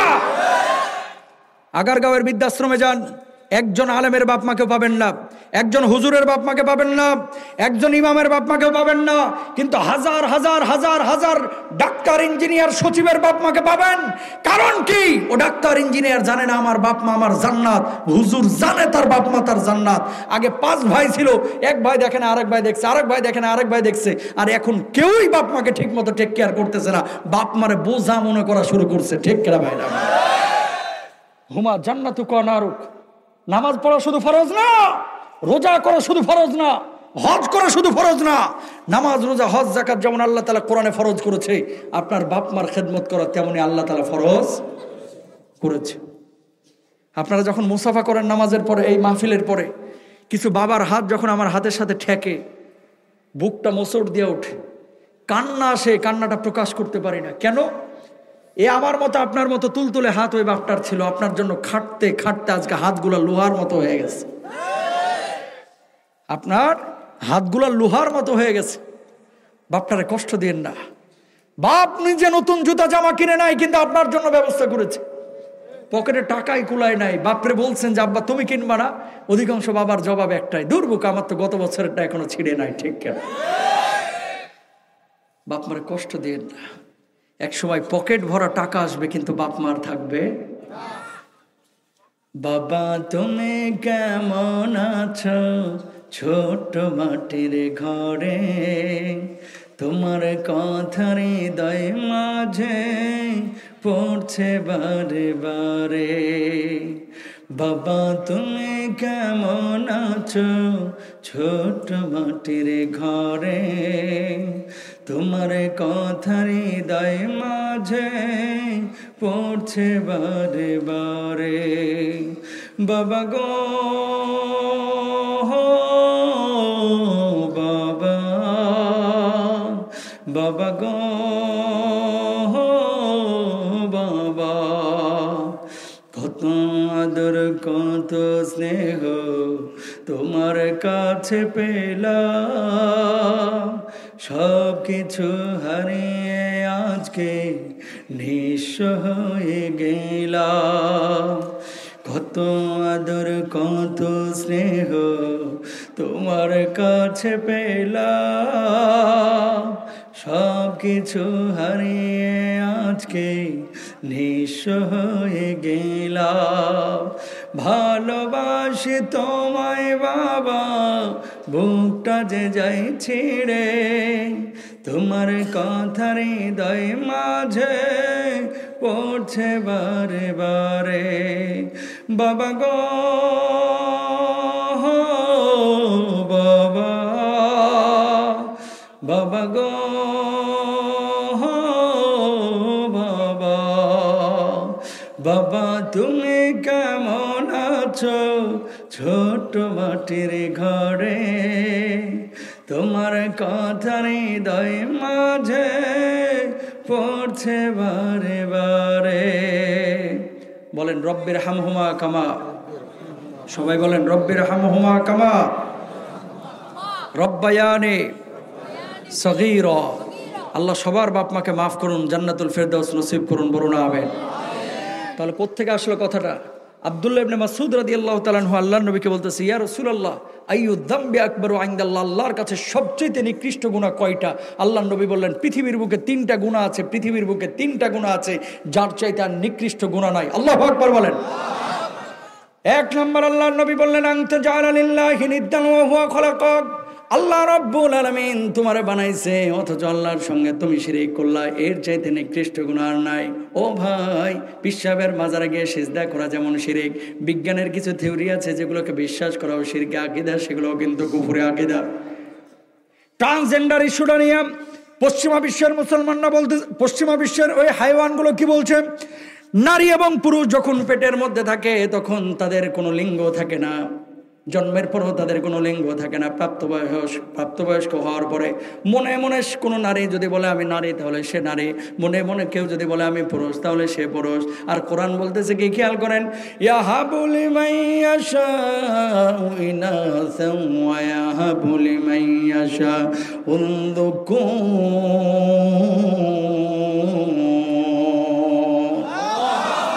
আমার আল্লাহ রাব্বুল আলামিন বললেন, বাপ মার মিলনের পরে আমি আল্লাহ রাব্বুল আলামিন সন্তান যে পেটের মধ্যে দান করে, সন্তানটা কেউ হয় ছেলে, কেউ হয় মেয়ে, কেউ হয় বন্ধা, যাকে আমি ছেলেও দেই না মেয়েও দিই না, বন্ধা করে রেখে দেই।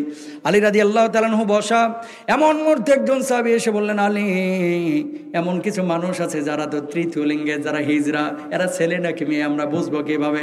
আলী জবাব দিলেন, আমি নবীজিকে বলতে শুনেছি, কোনো পুরুষ কোনো নারী, সে নারী হবে অথবা পুরুষ হবে, কখনো সংমিশ্রণ কোনো কিছুই হবে না।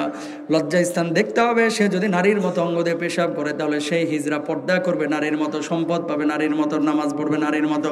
পুরুষের মতো অঙ্গ দিয়ে যদি পেশাব করে তাহলে সেই হিজড়া সম্পদ পাবে, পৈতৃক ভিটা পাবে পুরুষের হুকুমে, পর্দা করবে পুরুষের হুকুমে, নামাজ পড়বে পুরুষের হুকুমে। দুনিয়ার জিন্দেগিতে তাহলে বুঝে নেন, হয় ছেলে হবে অথবা মেয়ে হবে অথবা তৃতীয় লিঙ্গের হিজড়া হবে, আর হিজড়া আবার পুরুষ হবে অথবা নারী হবে। এর বাইরে ট্রান্সজেন্ডার ইস্যু, মনে মনে কেউ যদি বলে যে আমি নারী তাহলে সে নারী, মনে মনে যদি বলে যে আমি পুরুষ তাহলে পুরুষ, মনে মনে শিয়াল যদি বলে আমি মুরগি তাহলে তো মুরগি নাকি? জোরে বলেন না। এবার বলেন, পশ্চিমা আইন মানবেন না কোরআনের আইন মানবেন? আরো জোরে বলেন। সুতরাং যে সামারের বাচ্চাগুলো বলে ট্রান্সজেন্ডার ইস্যু নিয়ে কথা বলে সেটাকে স্বীকৃতি দেয়, আল্লাহর কসম কাফের হয়ে গেছে, কাফের হয়ে গেছে, কাফের হয়ে গেছে। ঠিক কিনা মুসলমান? শোনেন, বিজ্ঞান পরিবর্তন হতে পারে, ইসলাম কিন্তু কোনো পরিবর্তন নাই। কথা কয় না। বিজ্ঞানের কিন্তু মাঝে মাঝে মাথা নষ্ট হয়ে যায় ভাই। একবার কয় সূর্য ঘুরে, আর একবার কয় না পৃথিবী ঘুরে, আর একবার কয় না না না সূর্য দাঁড়ায় রয়েছে, পৃথিবী ঘুরতেছে। আর আল্লাহ 1450 বছর আগে বলছে, আর আহাম্মুক, সবাই আপন কক্ষপথে ঘুরতেছে, কুল্লুম ফি ফালাকি ইয়াসবাহুন। সুবহানাল্লাহ বলেন না। এতদিন পরে এসে বিজ্ঞান বলতেছে না, কোরআন যেটা বলছে এটাই ঠিক আছে। আল্লাহু আকবার বলেন। কুফরি আকীদা, শিরকি আকীদা। মনে রাখবেন, অনেক সময় বুদ্ধিজীবীরা, কিছু বুদ্ধিজীবী আছে যারা বুদ্ধি বেঁচে খায়, বুদ্ধির ঠেলায় চান্দি গেছে গা খালি হইয়া। কথা বলেন না কেন? বুদ্ধির ঠেলায় চান্দি কি হয়ে গেছে? খালি হয়ে যাওয়ার পরে এখন বুদ্ধি সব নিচে এসে জমা হয়েছে, কখন কি বলে নিজে কিন্তু তাল পায় না। এই যে আরেকটা আছে ডারউইনের মতবাদ, কয় মানুষকে আল্লাহ বানায় নাই, মানুষ বানর থেকে লেজ পড়ে পশম পড়ে মানুষ হয়ে গেছে। জোরে বলেন নাউজুবিল্লাহ। নাম আব্দুস সামাদ হতে পারে, আব্দুল করিম হতে পারে। এই আকীদা যারা বিশ্বাস করবে, আল্লাহর কসম কাফের হয়ে যাবে, কাফের হয়ে যাবে, কাফের হয়ে যাবে। ঠিক কিনা? এই জন্যই নবীজি বলেছেন, কিয়ামতের আগে হাতে আগুন রাখা সহজ হবে, কিন্তু ঈমান রাখাটা কঠিন হয়ে যাবে। এই জামানা চলছে সেই জামানা, চাপার জামানা, বদলোকের জামানা, খবিসদের জামানা। যার যত চাপার জোর আছে, ক্ষমতা আছে, পাওয়ার আছে, সে নিজের ওই তাল গাছটাকে রাখে যে যেভাবে পারতেছে সেভাবে সবকিছু প্রকাশ করতেছে। ঠিক কিনা? এই আমাদের স্রষ্টাকে জোরে বলেন তো, আরো জোরে বলেন। এই যে আমের মুকুল আপনাদের এলাকায় আসছে, চাঁপাইনবাবগঞ্জে ঢুকলে, রাজশাহীতে ঢুকলে এখন আমের মুকুলের গন্ধে কলিজা ঠান্ডা হয়ে যায়। ঠিক কিনা?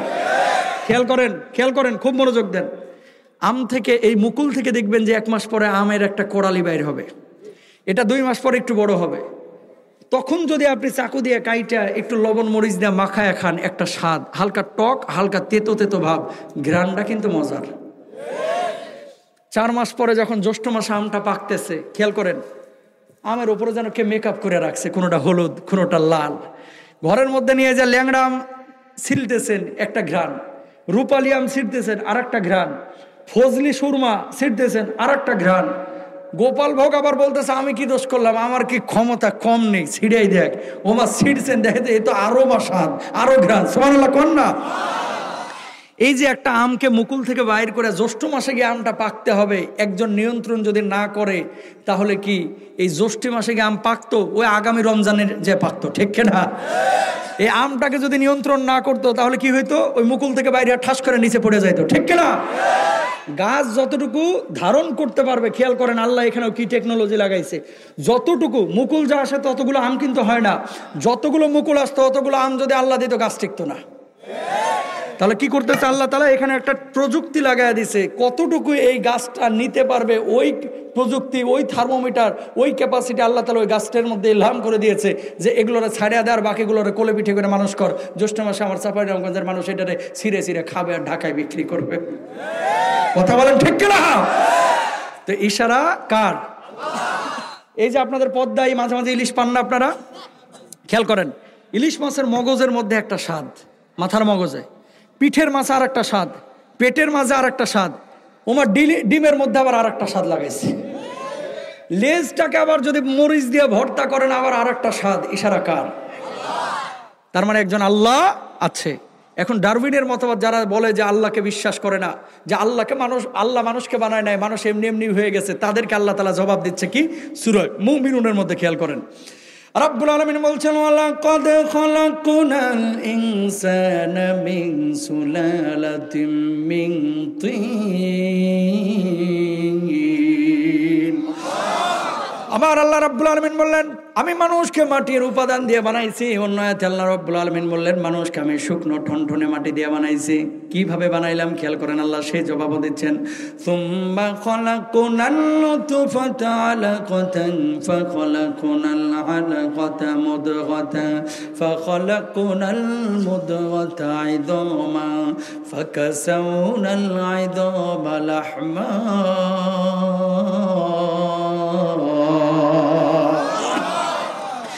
আমি আল্লাহ রাব্বুল আলামিন তোর বাপ মার মিলনের পরে, স্বামী স্ত্রীর মিলনের পরে মায়ের অন্ধকার পেটের মধ্যে আমি একটা শুক্রবিন্দু তৈরি করি। ওই শুক্রবিন্দুটাকে আমি আল্লাহ রাব্বুল আলামিন এর পরে রক্তের পিণ্ডে পরিণত করি। ওই রক্তের পিণ্ডটাকে আমি আল্লাহ রাব্বুল আলামিন আবার গোশতের পিণ্ডে পরিণত করি। গোশতের উপরে এবার হাতের হাড়, মাথার হাড়, বুকের ফ্রেম লাগাই। এই ফ্রেমগুলোর উপরে আবার গোশতের প্রলেপ দিই। ওই গোশতের উপরে আমি আল্লাহ রাব্বুল আলামিন সাদা কালো চামড়া লাগাইয়া সুন্দর আকার আকৃতি দিয়ে আমি মানুষকে বানাইলাম। বলুন সুবহানাল্লাহ। বাপ মার মিলনের পরে শুক্রাণু ডিম্বাণুর মিলন ঘটে একটা শুক্রবিন্দু, এরপরে জোকের মতো একটা রক্তের টুকরা, এরপরে এটার গোশতের পিণ্ড, এর উপরে হাতের হাড়, মুখের হাড়, পিঠের হাড়, মেরুদণ্ডের হাড় আল্লাহ তাআলা মাছের কাটার মতো ওখানে বিছিয়ে দিলেন। এর উপরে আল্লাহ তাআলা আবার গোশতের প্রলেপ দিলেন। এরপরে সাদা কালো চামড়া লাগাইয়া দিয়ে মানুষকে তৈরি করলেন। সুবহানাল্লাহ বলেন। বাপ মা ফর্সা, ছেলে হয়ে যায় কালো। অনেক সময় ছেলে মেয়ে হয়ে যায় ফর্সা, বাপ মা থাকে একেবারে কুচকুচে কালু, কালুপুরের কালু। কথা কয় না, কালুপুরের কি এমন কালার কালা বাপ মার, ছেলেটা হয়ে গেছে একবারে সুরমা ফজলির মতো কালার। কেন হয়েছে এখানেও ব্যাখ্যা করেছে ইবনে কাসির রাহিমাহুল্লাহ। বাপ মার মিলনের সময় যারটা আগে বের হয়ে যায়, ওখান থেকে যদি সন্তান উৎপাদন হয়, আল্লাহ যদি সন্তান তৈরি করে, বাপেরটা যদি আগে বের হয়ে যায় তাহলে সন্তান চেহারা পায় বাপের মতো, মায়েরটা যদি আগে বের হয় সন্তান চেহারা পায় মায়ের মতো। সুবহানাল্লাহ বলেন না। আবার অনেক সময় কি হয়, বাপ মা কালো, ছেলে মেয়ে বাপ মার চেহারা পায় নাই। ইবনে কাসির রাহিমাহুল্লাহ তিনি বলতেছেন যে জেনেটিক্যালি আদম আলাইহিস সালাতু ওয়াস সালাম থেকে যেহেতু আল্লাহ তাআলা আমাদেরকে নিয়ে এসেছেন, তার দাদা অথবা তার দাদার বাপ অথবা নানি বা নানির মা অথবা তার মা অথবা তার মা, কেউ না কেউ একজন তার মতো ছিল। আল্লাহ তাআলা এই জেনেটিক্যালি ওই চেহারাটাকে আল্লাহ রাব্বুল আলামিন তার বংশের মধ্যে আবার দিয়ে দিয়েছেন ওই রকম। সুবহানাল্লাহ বলেন। কথা বুঝছেন? সুতরাং আল্লাহ রাব্বুল আলামিন আমাদেরকে বানিয়েছেন এইভাবে। মায়ের পেটের মধ্যে এখনো বাচ্চাটাকে রূহ দেয় নাই। আল্লাহ এবার ইশারা করলেন, এই ফেরেশতারা, আমি আল্লাহ রাব্বুল আলামিন ওই বাচ্চাটাকে এখন রূহ ফুৎকার করব। এবার আল্লাহ রাব্বুল আলামিন রূহটাকে যখন ফুৎকার করলেন, মায়ের অন্ধকার পেট ভেদ করে বাচ্চাটার কলিজার মধ্যে, হৃৎপিণ্ডের মধ্যে রূহটা হিট করলো। অমনি মায়ের পেটের মধ্যে বাচ্চাটা পিল পিল পিল পিল করে মাছের মতো নড়াচড়া শুরু করলো।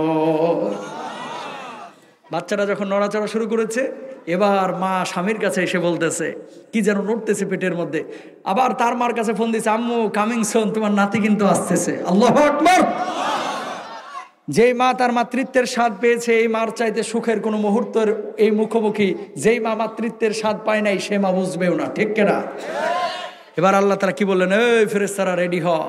বাচ্চা এখনই যেভাবে নড়াচড়া করতেছে, কচি হাড় মায়ের পেটের সাথে মায়ের পিঠের সঙ্গে চাপ লাগিয়া বাচ্চার হাড্ডিগুলো মসমস করে চিপসের মতো ভাঙা যাওয়ার কথা ছিল, ঠিক কিনা? এখন না হলে ঘুষি মারে আপনার মাথা ফোলানো যায় না, ফাটানো যায় না। আপনার মাথার হাড্ডি কিন্তু সেই সময় এত শক্ত ছিল না ভাই। আপনার বুকের হাড্ডিটা কিন্তু সেই সময় এত শক্ত ছিল না ভাই, মাছের কাটার মতো ছিল, একেবারে চিকন চিকন। তখন মা মাছ কাটে, মা তরকারি কাটে, মা বাথরুমে বসে, মা রান্না করতে যায়। এই সময় মায়ের পেটের সাথে বাচ্চাটার পেট পিঠ এগুলো লেগে মসমস করে ভেঙে যাওয়ার কথা ছিল। আল্লাহ বললেন, ফেরেশতারা রে, আমি আল্লাহ ইশারা করছি, মায়ের পেটের মধ্যে একটা ইন্টেনসিভ কেয়ার ইউনিট বানা, মানে সাদা একটা বেলুনের মতো প্যাকেট তৈরি কর। আল্লাহ ইশারা করলো, প্যাকেট তৈরি করে দেওয়া হলো।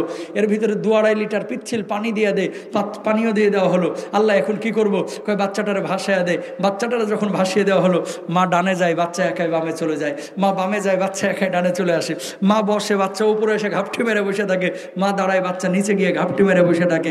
মায়ের পিঠের সাথে পেটের সাথে বাচ্চা আর ব্যথাও পায় না, চাপও লাগে না।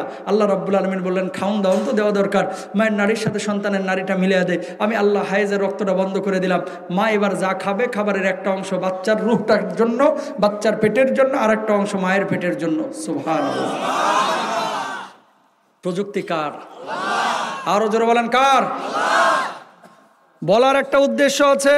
তাহলে এখন যারা বলে যে মানুষকে আল্লাহ বানায় নাই, মানুষ বানর থেকে হয়েছে, ওর বাপ দাদা খালুরা বানর থেকে হইতে পারে, আমাদের না, ঠিক কিনা ভাইরা? আর মিডিয়া যেহেতু আছে বলেই দিই, সরকারের কাছে অনুরোধ, আপনাদের কাছে অনুরোধ, এলাকায় যদি এরকম মতবাদের কেউ থাকে, এটারে ধরে ধরে হয় বনে পাঠান, না হলে চিড়িয়াখানায় রাখেন। কথা বলেন না কেন? বানরের জায়গা আশরাফুল মাখলুকাতের সাথে নাই, হুজুরের সাথে না, আমার সাথে না, এই সভাপতি সাহেবের সাথে না। বানরের জায়গা হয় বনে অথবা কোথায়? চিড়িয়াখানায়। চিড়িয়াখানায় এদেরকে রাখা হোক, এরা বানরের সাথে থাকুক, আমরা মাঝে মাঝে যাব, বাদাম দিব, গাজর দিব, লেজ ধরে টানবো, মাঝে মাঝে গুতা টুতাও দিব, ঠিক কেন? তাহলে আমাদের স্রষ্টা কে? আরো জোরে বলেন, কে? বাপ ছিল মুসলমান, আজকে মুসলমান হয়ে গেছি, তো এই জন্য ইমানের কদর আমরা করতে পারি। প্রিয় ভাইরা আমার, মুশরিক চাচার কাছে লালিত পালিত আব্দুল্লাহ জুলবাজাদাইন আল্লাহর নবীর সামনে গিয়ে বসে থাকতেন। তখনও ঈমান আনেন নাই, কাফের ছিল। আল্লাহর নবীর কথা শুনে ভালো লাগলো, আল্লাহর নবীকে বললেন কালেমা পড়ায় দেন। তিনি ঈমান আনলেন। ঈমান আনার পরে চাচার কাছে যেয়ে বললেন, চাচা ঈমান এনেছি আমি মুহাম্মদ সাল্লাল্লাহু আলাইহি ওয়াসাল্লামের উপরে, আল্লাহর উপরে ঈমান এনেছি, আপনার ধর্ম আর পালন করতে পারবো না। সঙ্গে সঙ্গে চাচা একেবারে তেলে বেগুনে জ্বলে উঠলেন। এত বড় সাহস, তুই ঈমান এনেছি, সেই মুহূর্তে আমার বাড়ি থেকে বের হয়ে যাবে।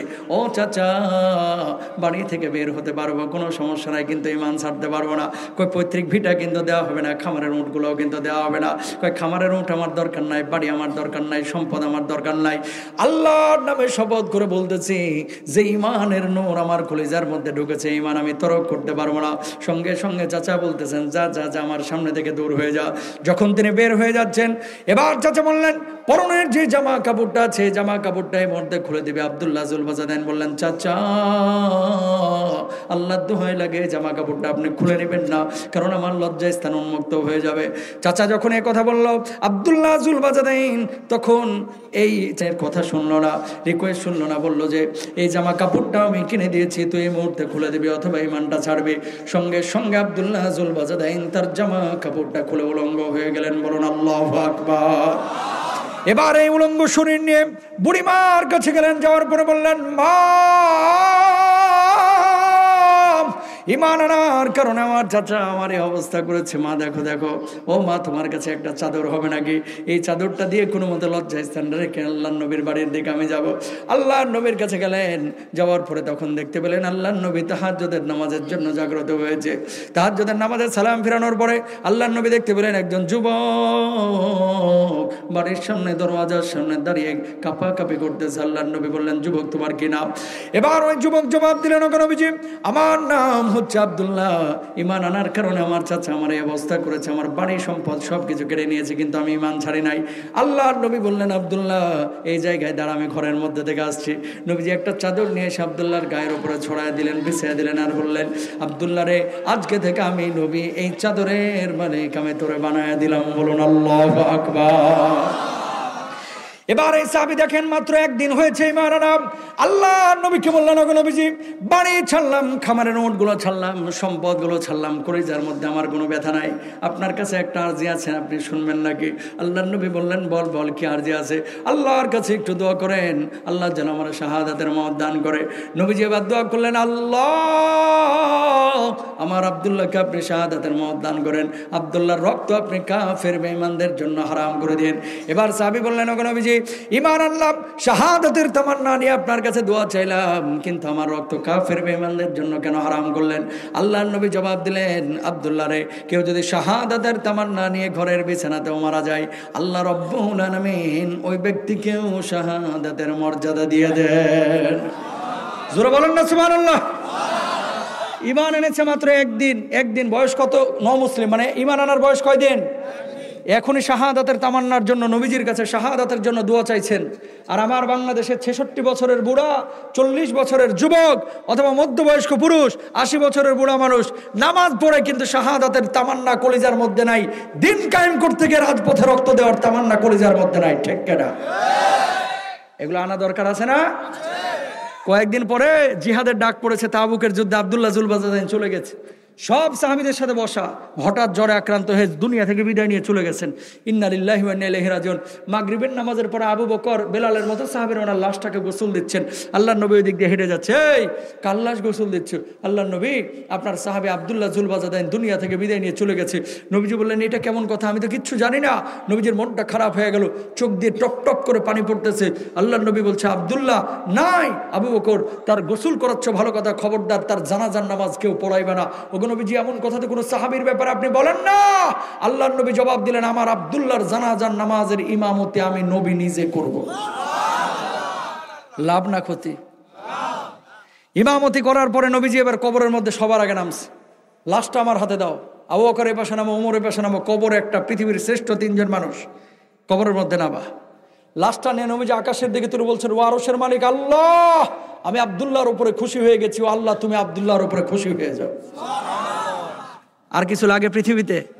জোরে বলেন, লাগে? আহা হা হা, শাহাদাতের তামান্না নিয়ে কাজ করে দিয়েছে। আনতা জাআলা লিল্লাহি নিদ্দান ওয়া হুয়া খালাকাক, আল্লাহ আপনারা বানাইছে, অথচ আল্লাহর সাথে আপনি শিরিক করতেছেন। ওরা মুশরিকের ঘরে জন্ম নিয়ে ঈমান আনার পরে দুনিয়ার সব ছেড়েছে, কিন্তু ঈমান ছাড়ে নাই। এবার আপনি বলেন তো, আপনি যে ঈমানদার নিজের দাবি করতেছেন, সুদ ছাড়া দরকার আছে না নাই? ঘুষ ছাড়া দরকার আছে না নাই? নামাজ পড়বেন তো কাল থেকে 5 ওয়াক্ত ইনশাআল্লাহ? হারাম জীবন যাপন করবেন না ইনশাআল্লাহ? বলেন। প্রিয় ভাইরা আমার, বি কেয়ারফুল। হাতটা জোর করে বলতেছে, হাতটা জোর করে, জীবনে 2টা পাপ করেন না ইনশাআল্লাহ। সবাই বলেন কয়টা?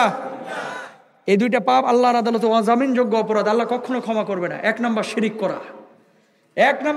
করা, 2 নাম্বার হচ্ছে বান্দার হক নষ্ট করা। অনেক লোক আছে এখানে হজ করেছেন 3 বার, উমরা করেছেন 5-7 বার, কিন্তু আপন বোনের সম্পদ পৈতৃক ভিটার এখনো বুঝাইয়া দেন নাই। কথা বলার আছে না নাই?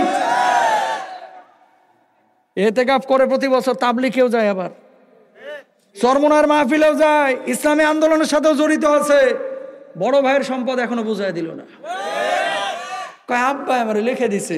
তোমাকে বলি, তোমার বাপ যদি 40টা পৃষ্ঠাতেও লিখে দেয়, আর তুমি যদি হক নষ্ট করো বুঝে শুনে, ওই নামাজ পড়তে পড়তে কবরে যাবা, একটা নামাজও তোমার কবুল হবে না, ঠিক না?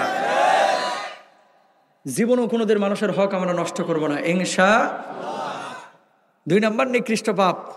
ওই যে আব্দুল্লাহ ইবনে মাসউদ যে নবীজিকে জিজ্ঞেস করলেন পৃথিবীর বুকে নিকৃষ্ট পাপ কোনগুলা, জবাব দিচ্ছে না নবীজি। 1 নাম্বার শিরিক করা, 2 নাম্বার হচ্ছে ওয়া আন তাকতুলা ওয়ালাদাকা মাখাফাতা ইয়াতাম, কি খাওয়াবেন এই ভয়ে কেউ যদি সন্তানকে হত্যা করে ফেলে, এই ব্যক্তিও জাহান্নামী, আল্লাহ তাআলা একেও জাহান্নামে পাঠাবে। বলেন নাউযুবিল্লাহ। 3 নাম্বার ওয়া আন তুজানি বিহালিলাতি জারিক, আপনি আপনার স্ত্রী রেখে আপনি আরেকজনের সাথে পরক্রিয়া করলেন। পরক্রিয়া বাড়ছে না কমছে? জোরে বলেন তো। এই মোবাইলটা আবিষ্কারের পরে যেমন ওয়াজ নসিহত বাড়ছে, ভালো মানুষের সংখ্যা, মানে এই মোবাইলে ওয়াজ তেলাওয়াত শোনার সংখ্যা যেমন বাড়ছে, অবৈধ প্রেম রিলেশন জেনা ব্যভিচারও বাড়ছে। এই মোবাইলটা ব্যবহার সীমিত করেন।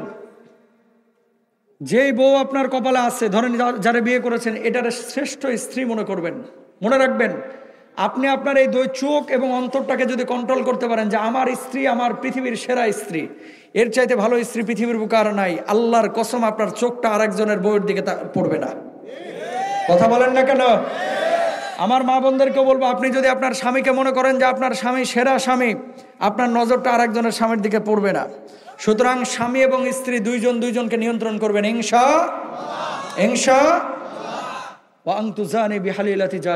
সারা বিশ্বের বুকে মুসলমান আজকে মার খাচ্ছে। মুসলমানের টাকা কি কম আছে? দেশ কি কম আছে? কেন মার খাচ্ছে? ওই শুরুতে হাদিস বলেছিলাম, ইদাস্তাহাল্লাত উম্মতি খামসান ফালাইহিমুদ্দিমার। আল্লাহ নবী বলেছেন, আমার উম্মতের মধ্যে এই 5টা জিনিস যখন ঘটবে, আল্লাহ তাআলা আযাব দিবে তাদের উপরে। 1 নাম্বার, ইদা যহরাত তালাউন, অভিশাপের মাত্রা যখন বাড়ায়া দিবে। ছোটখাটো ভুল নিয়ে মানুষকে মাফ করে না, জানেন? ভাই ভাইয়ের জানাজায় যায় না সম্পদ নিয়ে ঝামেলা, এই জন্য। আপন চাচার জানাজা হচ্ছে, ভাতিজা যায় না, বাপের সাথে মারামারি ছিল এই জন্য। আছে না নাই? অনেক সময় মা কি করে, সন্তানকে বলে, আল্লাহ তোর বিচার যেন করে, আল্লাহ তুমি কি দিছো আমার পেটে। খবরদার, কোনো বাপ কোনো মা সন্তানকে এভাবে অভিশাপ দিবেন না। কারে আপনি অভিশাপ দিচ্ছেন? এই সন্তানকে আপনি পেয়েছেন এত সহজে? বুঝেন না কি নিয়ামত পেয়েছেন। 18 বছর অনেকে ভারতে ঘুরতেছে, থাইল্যান্ডে ঘুরতেছে, পেট চেক আপ করে, লজ্জাস্থান চেক আপ করে, বীর্য চেক আপ করায়, বাচ্চা হচ্ছে না। ও জানে বাচ্চার কদর কি, ঠিক কিনা ভাইরা? আর ফিরি পায়ে গেছেন তো এই জন্য কদর করেন না। জীবনেও কখনো বাচ্চা কাচ্চাকে অভিশাপ দিব না, ইনশা। জোরে বলেন ইনশা। 2 নাম্বার, কেন মুসলমান মার খাচ্ছে? ওয়াশারিবুল খুমুর, মদ পানের প্রবণতা বেড়ে যাবে। দুবাই যান, ডিউটি ফ্রি মদ।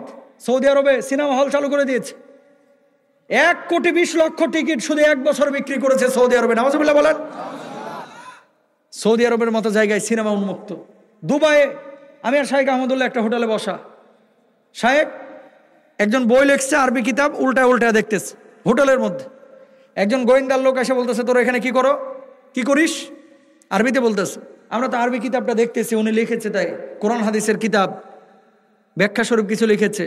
কয় আদ-দ্বীন ফিল মসজিদ লা ফিল ফুন্দুক। দিন হচ্ছে মসজিদে, কেন হোটেলের মধ্যে দিন নিয়ে আলোচনা? আমি চিন্তা করলাম, বাংলাদেশে যদি আওয়ামী লীগ হোক, বিএনপি হোক, জাসদ বাসদেরও কারো ঘরের উঠানেও যদি কেউ এভাবে আলোচনা করতো, হয়তো এরকম কথা বলতো না এই জালেম যে কথা বললো, ঠিক কিনা? কথা বুঝতে পেরেছেন? তাহলে মুসলমান মার খাবে কি খাবে না? মদ, জেনা, ব্যভিচার, অশ্লীলতা, এই খুমুর, গাঁজা, ইয়াবা, ট্যাবলেট যা কিছু আছে, মদ, নেশা জাতীয় জিনিসের ধারে কাছে জীবনও যাব না, ইনশাল্লাহ বলেন। 3 নম্বর, ওয়ালা বিসুল হারির, চিকন চাকন পোশাক পরিধানের প্রবণতা বেড়ে যাবে। এই জামানা চলতেছে সেই জামানা। নারীরা পোশাক পরতেছে, ভেতরের আকার আকৃতি বোঝা যায়। পুরুষরা পোশাক, আজকে যারা ঠান্ডার মধ্যে মোটা পরে আইছেন ভিন্ন কথা, আর গরমের সময় এমন পোশাক পরেন ভেতরের আকার আকৃতি বোঝা যায়। আর মাশাআল্লাহ, আমার যুবক চাঁপাইনবাবগঞ্জে এখন কিছু আছে, জিন্সের প্যান্ট পরে কুত্তায় যেন কামড়ায় ছিঁড়ে রাখছে। যত ছেঁড়া তত ফ্যাশন, ঠিক কিনা? বিলায়ে সাইটে যেন রং উঠে ফেলাইছে, এই রং চটা, এটাই নাকি এখন ফ্যাশন। আছে না নাই বলেন? মুরব্বীদেরকে বলবো, এরকম পাঙ্কু মার্কা পোলা পান্ডিরে লাঠি দিয়ে সাইজ করবেন যে ছেঁড়া ফাটা প্যান্ট এটা কেন পরবে, এটা পড়তে পারবে না, ইনশাল্লাহ বলেন। মা বোনেরা কিয়ামতের আগে উটের পিঠের মতো খোপা পরা শুরু করবে। কিছু মা বোন আছে উপরে বোরকা লাগাইতেছে, বোরকাটারে এখন ফ্যাশন হিসেবে ব্যবহার করতেছে। বাদুর বোরকা, কাউয়া বোরকা, জিন বোরকা, ভূত বোরকা। কথা বলেন ঠিক কিনা? আর উটের পিঠের মতো খোপা লাগানো শুরু করছে। উটের পিঠ যেমন উঁচু না, এই খোপা এভাবে মেয়েরা বাইরে উন্মুক্ত ভাবে খোপা প্রকাশ করবে। ঘরে পড়তে পারে কিন্তু বাইরে করা যাবে না। সবচাইতে আক্ষেপ লাগে, বিয়ের অনুষ্ঠানগুলোতে দেখা যায় যারা পর্দা করে না তারা তো নাচানাচি করেই। কিছু হিজাবি মহিলা দেখা যায় যে বোরকা পরে নাচতেছে। আবার কিছু মহিলা আছে যে হিজাব করে, মুখটারে ঢাকে না, এখানে একটা পট্টি লাগা রাখছে হিজাবের মতো, খোপা এভাবে চুক্কা করে রাখছে, আর মুখে মারছে আটা ময়দা সুজি 3.5 কেজি। কথা বলেন না কেন? তুমি যে মুখের মধ্যে এত সুন্দর করে যে মেকআপ টেকআপ লাগায়া তুমি মুখটার এই একেবারে চাঁদের মতো বাইর করে নিয়ে যায় বিয়ের অনুষ্ঠানে গেলা, এই যে 80 জন যুবকের প্রায় 160টা চোখ তোমার দিকে তাকাইলো, লোলুপ দৃষ্টি দিল, আল্লাহর আদালতে কিন্তু তোমারও দাঁড়াইতে হবে, ঠিক না ভাইরা? সুতরাং এরকম চিকন চাকন পোশাক, পর্দাহীনতা আমরা কেউ চলবো না। যদি চলেন আযাব চাঁপাইনবাবগঞ্জে আসবে, নবীজি বলেছেন। এরপরে নবীজি বলছেন ওয়াত্তাখাদুল কিয়ান, গায়ক গায়িকা নায়ক নায়িকাদেরকে মানুষ আদর্শের মানদণ্ড মনে করবে। আজকে ভারতের সলমান খান যদি ছিঁড়া প্যান্ট পরা শুরু করে, বাংলার কিছু চামার আছে ওটাই পড়া শুরু করবে। কথা বলেন ঠিক কিনা? ওই যে মুকেশ আম্বানির পোলা, ওটা যে কোট পরা শুরু করছে, কালকে শিবগঞ্জ বাজারে যদি বলে যে এটাই মুকেশ আম্বানির পোলার কালারের কোট, ওটাই কিনা শুরু করবে। ঠিক কিনা? তুমি পোশাক দেখবা, মুহাম্মদুর রাসূলুল্লাহ সাল্লাল্লাহু আলাইহি ওয়াসাল্লাম কোন পোশাক পরেছে, উনি কোন জামা পরেছে, ওনার চুল কাটার স্টাইল কি ছিল। তুমি মিয়া মেসি রোনাল্ডোর মতো চুল কাটো কেন? মান তাশাব্বাহা বিকওমিন ফাহুয়া মিনহুম। তুমি যদি মেসির মতো রোনাল্ডোর মতো চুল কাটো, তোমার হাসর কিন্তু মেসি রোনাল্ডোর সাথে হবে। আর ওই মেসি রোনাল্ডোর হাসর কি হবে এটা তো বুঝেনি। ফুটবলে সেদিন খেলবে মেসি রোনাল্ডো না, সেদিন কিন্তু জিবরিল আমিন খেলবে, একেবারে ক্লিক করে জাহান্নামের মধ্যে। কথা বলেন ঠিক কিনা? সুতরাং হিসাব করে কিন্তু আদর্শের মানদণ্ড নির্ধারণ করতে হবে। আমার আদর্শ একমাত্র আমার নবী। ঠিক কিনা? ওয়াক্তাফার রিজাল বির রিজাল ওয়ান নিসা বিন নিসা। নারীতে নারীতে আর পুরুষে পুরুষে সমকামিতা নিমজ্জিত হবে। এই জামানায় এই পাপটা বেড়ে গেছে ইদানিং। ঠিক কিনা? এই সমকামী আচরণ করা যাবে? দোয়া করি আমরা সবাই, আল্লাহুম্মা আমিন। রব্বানা যালামনা আনফুসানা ওয়া ইল্লাম তাগফির লানা ওয়া তারহামনা লানাকুনান্না মিনাল খাসিরিন। রব্বুল আলামিন, আল্লাহ জীবনে অনেক গুনাহ করেছি, জেনে গুনাহ করেছি, না জেনে গুনাহ করেছি, প্রকাশ্যে গুনাহ করেছি, গোপনে গুনাহ করেছি। আল্লাহ, আপনি আমাদের গুনার দিকে না তাকাইয়া আপনার গফফার নামের ওসিলায় আপনি আমাদেরকে মাফ করে দিন। আয় আল্লাহ, মধ্যরাত্রি পর্যন্ত এই মাহফিল প্যান্ডেলে আমার যে ভাইরা, মহিলা প্যান্ডেলে যে বোনেরা বসে বসে আলোচনা শুনলো, প্রত্যেকের জীবনে কিছু না কিছু আমাদের গুনাহ আছে। আল্লাহ, যে সমস্ত গুনাহগুলো করেছি, আল্লাহ এই মাহফিল থেকে আপনি আমাদের প্রত্যেককে ক্ষমা করে নিষ্পাপ করে আমাদের গন্তব্যে পৌঁছে দিন। রব্বুল আলামিন, আমরা যারা হাত তুলেছি, অনেকের জনম দুঃখিনী মা নাই, অনেকের বাবা অন্ধকার কবরে চলে গেছে, জানি না বাপ মা কি অবস্থায় আছে। বাপ মার কবর আযাব গজব গুলোকে মাফ করে কবরগুলোকে জান্নাতের বাগান বানিয়ে দিন। রব্বুল আলামিন, আজকের মাহফিলটি যারা আয়োজন করেছে, বুদ্ধি দিয়েছে, শ্রম দিয়েছে, অর্থ দিয়েছে, টাকা পয়সা দিয়ে সহযোগিতা করেছে, যে যেভাবে সহযোগিতা করেছে, আল্লাহ সকলের সহযোগিতাগুলোকে আপনি কিয়ামতের ময়দানে নাজাতের ওসিলা বানায়া দিন। রব্বুল আলামিন, আজকের মাহফিলে একটু আগে যে সমস্ত ভাইরা বিশেষভাবে দান করলেন, বোনেরা দান করলেন, যে যে মাকসাদ নিয়ে দান করেছে, সবার মাকসাদগুলোকে পুরা করে দেন। আল্লাহ, আমার যুবকরা, আমার মুরব্বীরা যারা মাহফিলে আল্লাহ সম্পৃক্ত ছিল, আল্লাহ প্রত্যেককে আপনি খালিদ বিন ওয়ালিদ রাদিয়াল্লাহু তাআলা আনহুর মতো কবুল আল মঞ্জুর করে নেন। রব্বুল আলামিন, আমার ভাইজান হাফেজ কানি মাওলানা শামীম উদ্দিন সাহেব, আল্লাহ তার আহলিয়া অসুস্থ, পরিবারের বেশ কয়েকজন সদস্য অসুস্থ, আল্লাহ সবাইকে আপনি পূর্ণ শিফায়ে কাবিলা আজিলা দান করুন। রব্বুল আলামিন, আমরা যারা অসুস্থ হাত তুলেছি, আল্লাহ সবাইকে আপনি পূর্ণ শিফা দিয়ে দেন। আল্লাহ যারা ঋণগ্রস্ত, ঋণ পরিশোধ করার তৌফিক দান করেন।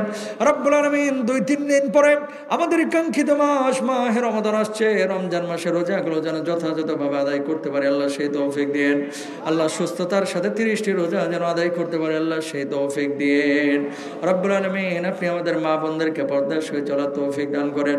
আল্লাহ, মা বোনদের সন্তান, আল্লাহ সন্তান সন্ততি যারা লালন পালন করছে, তাদেরকে নেককার মুত্তাকি পরহেজগার বানায় দেন। রব্বুল আলামিন, স্বামী স্ত্রীর মধ্যে যাদের ঝামেলা চলছে, স্বামী স্ত্রীর মধ্যে ভালোবাসা তৈরি করে দেন। আল্লাহ, আমাদের বাপ মা যাদের জীবিত আছে, ওই বাপ মার খেদমত করে জান্নাত হাসিল করার তৌফিক দান করেন। আল্লাহ, মাহফিলটি যেন যুগ যুগ ধরে চলমান থাকে, আল্লাহ সেই ব্যবস্থা আপনি করে দিন। আল্লাহ, আগামীকালকে আবহাওয়াটাও যেন ভালোভাবে থাকে, মাহফিলটি সুন্দরভাবে হয়, সেই ব্যবস্থা করে দিন। রব্বুল আলামিন, ফিলিস্তিনি মুসলমানদের জানমালের হেফাজত করেন। আল্লাহ, ইসরায়েলি হাইওয়ানগুলোকে একটা একটা করে আপনি ধ্বংস করে দেন, ধ্বংস করে দেন। রব্বির হামহুমা কামা রব্বায়ানি সগীরা, রব্বির হামহুমা কামা রব্বায়ানি সগীরা। আল্লাহুম্মা গফিরনি বিহালালিকা আন হারামিক ওয়াগনিনি বিফাদলিকা আম্মান সিওয়াক। সুবহান রাব্বিকা রাব্বিল ইজ্জাতি আম্মা ইয়াসিফুন ওয়া সালামুন আলাল মুরসালিন ওয়ালহামদুলিল্লাহি রাব্বিল আলামিন। ওয়াজআল আখিরা কালামিনা ইনদাল মাউতি লা ইলাহা ইল্লাল্লাহু মুহাম্মাদুর রাসূলুল্লাহ। আসসালামু আলাইকুম।